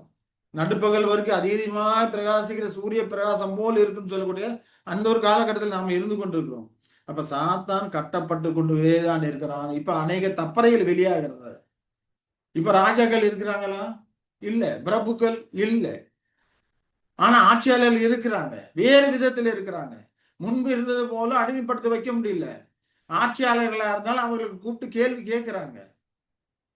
நீ இன்னும் தப்பு பண்ற, எங்களுடைய வரி பணத்தை எடுத்து நீ இப்படி வீணா செலவு பண்ணக்கூடாது, நீ செய்யக்கூடாது போகக்கூடாதுன்னு ஆட்சியாளர்களை எதிர்த்து கேள்வி கேட்கறாங்க. அவங்களை எதிர்த்து கோஷம் போடுறாங்க, புரட்சி பண்றாங்க. இதெல்லாம் நடக்குது இல்லையா? அப்ப சாத்தானால் முன்பு போல என்ன பண்ண முடியல, கட்டுப்படுத்த முடியல, ஜனங்களை கட்டுப்படுத்த முடியல, கண்ட்ரோல் பண்ண முடியல. ஆகினால யுத்தத்தை ஆரம்பிக்கிறான். முதல் உலக யுத்தம், 2ஆம் உலக யுத்தம் போயிட்டே இருக்கு. இப்ப அடுத்தவங்க யுத்தம்லாம் இப்போ காலத்தில் நடந்து கொண்டே இருக்கிறது. பெசிலியா காலம் இன்னும் குறுகிய காலத்துல இருக்குது, வந்துரும்னு எதிர்பார்க்கிறோம். இந்த மகாபுத்தந்த காலம் எப்ப முடியும்? யாக்கோபுடைய 2வது இக்கட்டு காலத்துல அது முடியக்கூடியதா இருக்குது. யாக்கோபு இக்கட்டு காலம் வரும்போது அது முடியும். அதுக்கப்புறம் பெசியா காலம் ஆரம்பிச்சிடும். அப்போ சாத்தானை கட்டுதல் பெசிலியா ஆரம்பிச்சிருச்சுன்னா சாத்தானை கட்டுதலோட காரியங்கள் முழுமையாக நிறைவேறி முடிஞ்சிடும். அதுக்கப்புறம் சுத்தமா சாதாரண இருக்க மாட்டான். சத்தியம் எல்லாம் ஏற்றுக்கொள்ளப்படத்தக்கதாக அது இருக்கும். அப்ப இந்த காலம் எபிபகனை காலமா இருக்கனால சத்தியத்தை வெளிச்சம் அதிகரிக்கும் போது சாத்தானை வஞ்சித்து மோசம் பார்க்கக்கூடிய அந்த செல்வாக்கு குறைக்கப்பட்டு கொண்டே போகிறது. அநேக பல சடங்காச்சாரங்கள், மூட பழக்க வழக்கங்கள் இந்த காலகட்டத்தில் எல்லாமே எடுபட்டு போயிடுச்சு. நம்முடைய காலத்திலே நாம பார்க்கிறோம். நம்முடைய தகப்பன் இருந்த காலத்திலே, நாம சின்ன வயசுல இருந்த காலத்துல எவ்வளவு சடங்காச்சாரங்கள், மூதாதையின் பழக்க வழக்கங்களா இருந்தது. இப்ப அதெல்லாம் இருக்குதா? இல்ல. நிறைய நீங்கி போயிடுச்சு. அப்பனா என்ன அர்த்தம்? சத்தியம் வர வர சாத்தானுடைய கட்டப்படக்கூடிய காரியம் அதிகரித்து கொண்டே போகுது இல்லையா? அப்ப கட்டுதல் அப்படிங்கிற அர்த்தம் என்ன? இந்த தீய செல்வாக்குகள் கட்டுப்படுத்தப்படும் 1000 வருட காலத்தை குறிக்கக்கூடியதா இருக்கிறது. அறிவின்மை, மூட நம்பிக்கை, தவறான போதனை, இது எல்லாம் மனிதனை இனி என்ன பண்ண முடியாது, ஏமாற்ற முடியாது. அதுதான் கட்டுதல். கட்டுதலுக்கான அர்த்தம் அதுதான். இனி எந்த ஒரு அறிவின்மையாலும் மூட பழக்க வழக்கங்களை ஜனங்களை ஏமாற்ற முடியாது. இப்ப 1000 ஆண்டுகளை மனிதர்கள் தவறான போதனைகளிலிருந்து விடுதலை பெறக்கூடியவர்களா இருப்பாங்க. அவர்களுடைய புரிதலின் கண்ணுக்கெல்லாம் திறக்கப்படக்கூடியதா இருக்கும். அப்ப சாத்தான் கட்டுப்படுத்தக்கூடிய இந்த 1000 ஆண்டுகள்ல மனிதர்கள் தற்போது தவறாக வழிநடத்தப்படக்கூடிய நிலையிலிருந்து விடுபடக்கூடியவர்களா இருப்பாங்க. அப்ப தேவனுடைய ஆலோசனையை தேடுகிறவர்களுக்கு அந்த காலத்திலே சாத்தான் கட்டப்பட்டிருப்பான் என்றும், அவன் இப்போது செய்வது போல இனி ஜனங்களை வஞ்சிக்க முடியாது என்றும் இந்த தேவனுடைய வார்த்தை நமக்கு அறிவுறுத்தது. வெளிப்படைதான் 20ஆம் அதிகாரத்துக்குள்ள அந்த வார்த்தைகள் நமக்கு அறிவுறுத்தக்கூடியதா இருக்கிறது.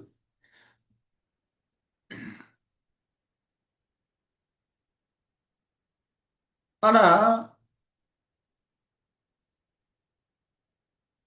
சாத்தான் என்ன பண்ணியிருந்தான்? 2 கொரிந்தியர் 4:4 படிக்கிறோம். தேவனுடைய சாயலா இருக்கிற கிறிஸ்துவின் மகிமையான சுவிசேஷத்தின் ஒளி அவிசுவாசிகளாகி அவர்களுக்கு பிரகாசமா இராதபடிக்கு இப்பிரபஞ்சத்தின் தேவனானவன் அவருடைய மனதை குருடாக்கினான் என்று படிக்கிறோம். அப்ப இந்த குருடாக்கப்பட்டதெல்லாம் மில்லேனிய யுகத்துல எடுபட்டு போகும். அது இப்ப எடுபட்டு கொண்டே போய் கொண்டிருக்குது. ஆனா பெசிலியா காலம் வரும்போது முழுமையாக அவன் கட்டப்பட்டிருப்பான். அப்பொழுது குருடரின் கண்கள் திறக்கப்படும். சங்கீதம் 35 5 6 படிக்கிறோம். அப்பொழுது குருடரின் கண்கள் திறக்கப்பட்டு செவிடரின் செவிகள் திறவுண்டு போகும். இப்போ சாத்தானால் குருடாக்கப்பட்ட இந்த குருட்டான கண்களை திறவுண்டு போகும். எல்லாம் சத்தியத்தை காண்பாங்க. முடவன் மகானை போல குதிப்பான். ஏன்னா முடவன்னா அவனோட நடவடிக்கைகள் தவறான நடவடிக்கை, தவறான பாதையில கொண்டு சாத்தான் கொண்டு சென்றிருக்கான். அந்த காரியங்கள் எல்லாம் சரி பண்ண போட்டு மானை போல குதிக்கக்கூடியவனா இருப்பான். ஊமையின் நாவும் கம்பீரிக்கும். சத்தியத்தை பேசாதபடிக்கு இருந்தவர்கள் நாவெல்லாம் கம்பீரிக்கும். வந்தானத்தலத்திலே தண்ணீர்களும் கடுவெளியில் ஆறுகளும் பாய்ந்து சத்தியம் அந்த விதமாக பாய்ந்து ஓடும் என்று சொல்லுகிறதை நாம் பார்க்கிறோம். இதெல்லாம் பெசிலியா காலத்தில் நடக்கக்கூடிய ஒரு காரியங்களாக இருக்கிறது. சாத்தானுப்படி இருந்து முழுமையாக விடுவிக்கப்படக்கூடியவர்களாக இருப்பாங்க சொல்லி நாம பார்க்கிறோம். அப்போ அவரோட புரிதலின் கண்களை செவிகள்லாம் திறக்கப்படும். இப்ப அந்த காலம் தான் மேசியாவின் ராஜ்யத்துக்கு ஆசீர்வாதமும் மறுசீரமைப்பும் நடைபெறக்கூடிய ஒரு காலமா இருக்கிறது. அது பெயரளவிலான ராஜ்யம் கிடையாது. வல்லமையிலும் உண்மையிலும் செயல்படக்கூடிய ஒரு ராஜ்யமா இருக்கும். அந்த ராஜ்யம் உலகத்தை ஆட்சி செய்து பாவம், அநீதி, அநியாயம், மூட நம்பிக்கை, இருள் ஆகியவற்றையெல்லாம் வலுக்கட்டாயமா ஒடுக்கி போயிடும். இப்ப நீதியும் சத்தியத்தையும் எல்லா நல்ல கொள்கைகளும் வளர்க்கும். தமது விலையுறந்த இரத்தத்தால் மீட்கப்பட்ட மக்களுக்கு ஆசீர்வாதத்தையும் உயர்வையும் அளிக்கக்கூடிய அந்த காலமாக அந்த பெசிலியா காலம் இருக்கும். அப்ப அவருடைய கருணை மிக்க ஆட்சியின் கீழே எல்லா தீமைகளும் அடக்கப்படும். மரணம் கூட வெற்றி கொள்ளப்படும். அப்ப ஆதாமின் தண்டனையான மரணத்திற்பிலிருந்து விடுவிக்கப்பட்ட மனித குலம் விரும்பினா அப்போது நித்திய ஜீவனையும் முழுமையான மனித பூர்ணத்தையும் அடைய முடியும். அப்ப எந்த அளவுக்கு சத்தியத்துக்கு கீழ்ப்படிந்து அந்த காலகட்டத்தில் இருக்கக்கூடிய புது உடன்படிக்கை பிரமாணம் கீழ்ப்படுகிறார்களோ, கீழ்ப்படிய பூரணத்தை நோக்கி முன்னேறக்கூடியவர்களா இருப்பாங்க. அதுல அவர்கள் விருப்பத்தோடு எந்த அளவுக்கு விருப்பத்தோடு செய்கிறார்களோ அந்த அளவுக்கு பரிபூர்ணத்தை அவர்களால அடைய முடியும். மாதாம் இழந்து போன அந்த பூரண நிலை, பழைய நிலை ஆதாம் பாவம் செய்யறதுக்கு முன்பு எப்படிப்பட்ட உன்னதமான ஒரு நிலையில பூர்ணமா இருந்தானோ அப்படிப்பட்ட ஒரு நிலையை அவர்களால் அடைய முடியும் அப்படிங்கிறத நாம பார்க்கிறோம் இல்லைங்களா? அப்போ 1 Corinthians 15 24-28 வரைக்கும் நாம பார்த்தோம்னா என்ன சொல்றாரு பார்த்தோம்னா, எல்லா சத்துருக்களும் தமக்கு பாதப்படுத்தி கீழாக்கி போடும் வரைக்கும் அவர் ஆளுகை செய்ய வேண்டியது. பரிகரிக்கப்படும் கடைசி சத்துரு மரணம் அப்படின்னு சொல்லி பார்க்கணும் இல்லையா?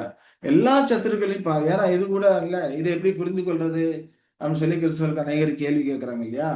அப்ப இதான் சாத்தானை கட்டி போட்டுறாரு. இப்ப எல்லா சத்துருக்களும் தமக்கு பாதத்தை கீழாக்கி போடும் வரைக்கும் அவர் ஆளுகை செய்யணும்னு சொல்லப்பட்டிருக்கு. பரிகரிக்கப்படும் கடைசி சத்துரு மரணம் சொல்லப்பட்டிருக்கு. இது எப்படி புரிந்து கொள்வது அப்படிங்கிற ஒரு கேள்வி வருது இல்லைங்களா?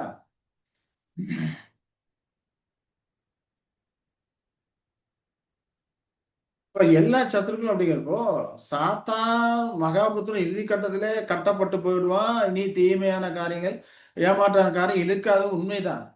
ஆனாலும் அதற்கு பிறகு பிரேதக்குள்ள அனைவரும் விஸ்வாசத்தின் சத்தத்தை கேட்கும் காலம் வரும் இல்லையா? எல்லாரும் உயிர்த்தெழுந்து வருவாங்க இல்லையா? ஆதாமுக்குள் மரித்த அனைவரும் கிறிஸ்துவுக்குள் உயிர்ப்பிக்கப்பட்டு வெளியே வருவாங்க இல்லையா?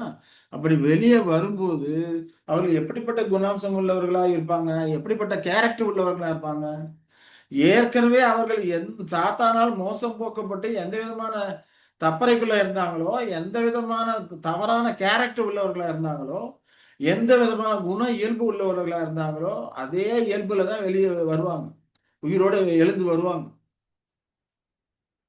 இப்ப லாசரு மரித்த நிலையிலிருந்து உயிரோடு எழுந்து வரும்போது எந்த விதமான நிலையில இருந்தார்? ஏற்கனவே மரிக்கிறதுக்கு முன்ன எந்த நிலையில இருந்தாரோ அதே நிலையில தானே வெளியே வந்தாரு.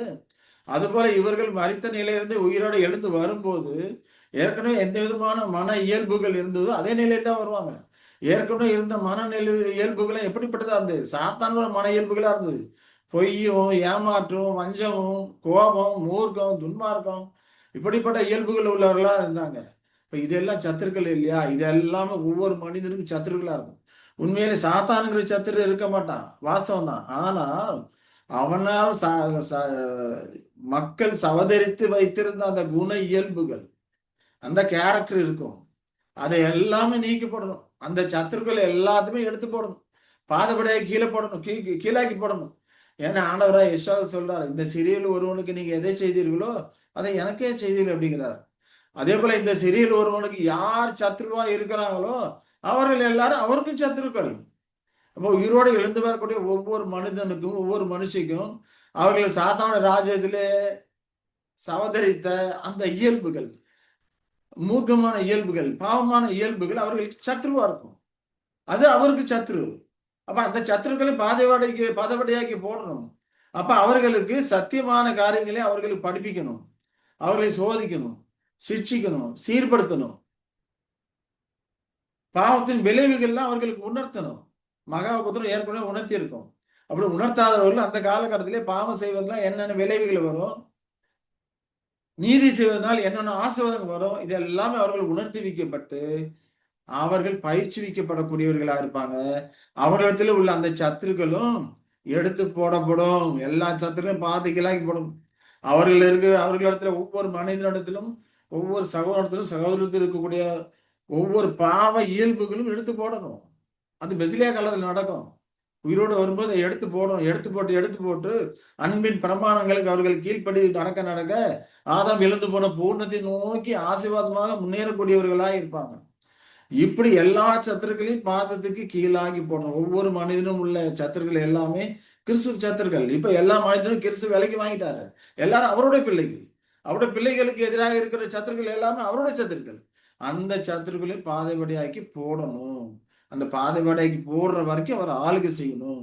இதிலே பரிகரிக்கப்படும் கடைசி சத்துரு மரணம்.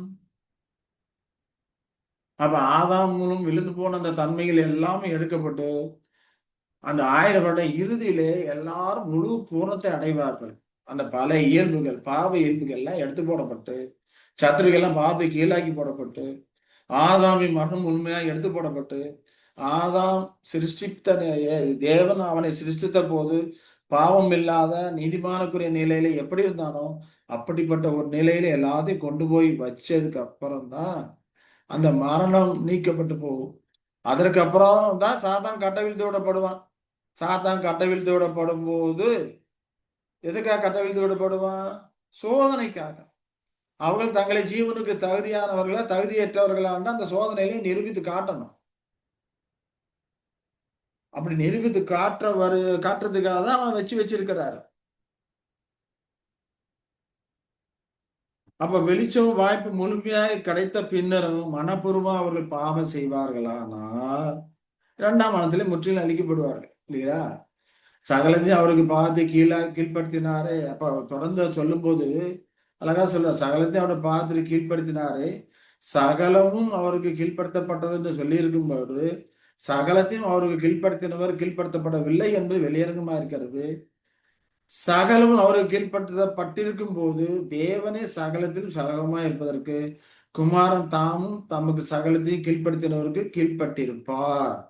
அப்ப இந்த விதமாக மனுமக்களை முழு பூரணத்தை எடுத்து நிறுத்தி பிதா கிட்ட கொண்டு போய் ராஜ்யத்தை சரண்டர் பண்றார் இல்லையா? அதான் 15:24 படிக்கிறோம்.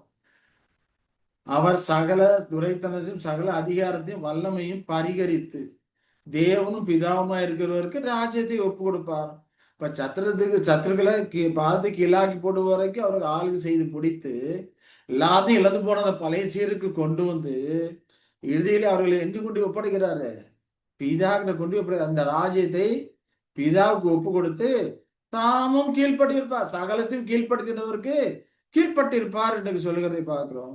இதுதான் பெசிலியா காலத்துல மில்லியனியல் யுகத்துல இறுதியில நடக்கிற காரியமா இருக்கு. அந்த இறுதியில இவர்களை ஜீவனுக்கு தகுதியானவர்களா தகுதியற்றவர்களா என்று சோதிக்கும்படிக்கு தான் சாத்தானை வைத்து வைத்திருக்கிறார். ஏன்னா சாத்தான் கடைசியில கட்டவிழ்த்தப்படுகிறார் அப்படிங்கிறத நம்ம பார்க்கணும். அப்போ இந்த காரியங்கள் ஓரளவுக்கு புரிந்திருக்கும் நினைக்கிறேன் இல்லையா? இல்லையா? சரி, மணியாச்சு. அதனால இந்த காரியங்கள் இதோட நாம முடித்துக் கொள்ளலாம். இப்ப இதுவரைக்கும் நாம பார்த்த காரியங்கள்ல ஏதாவது கேள்விகள் இருக்குமானால் நீங்கள் சொல்லலாம். ஏற்கனவே ஸ்கிரீன்ல காமிச்ச அந்த காரியங்களுக்கு போய் பார்த்தீங்கன்னா வீடியோ இருக்கும். இல்லைன்னா என்னுடைய நம்பருக்கு நீங்க கான்டாக்ட் பண்ணீங்கன்னா 9626654934 உங்களுக்கு தேவையான காரியங்களை நாங்கள் அனுப்பி வைக்கிறேன். நீங்க படிச்சு தெரிந்து கொள்ளலாம். அடுத்ததா இதற்கான தொடர்ச்சிகளை கர்த்தர் சித்தமானால் இருவானக்குரிய வகுப்புகளிலே நாம் அதை குறித்து ஆராய்ந்து தியானிக்கலாம். அன்பின் தேவன் தாமே நம்மை ஆசீர்வதித்து வழிநடத்துவாராக. ஆமென்.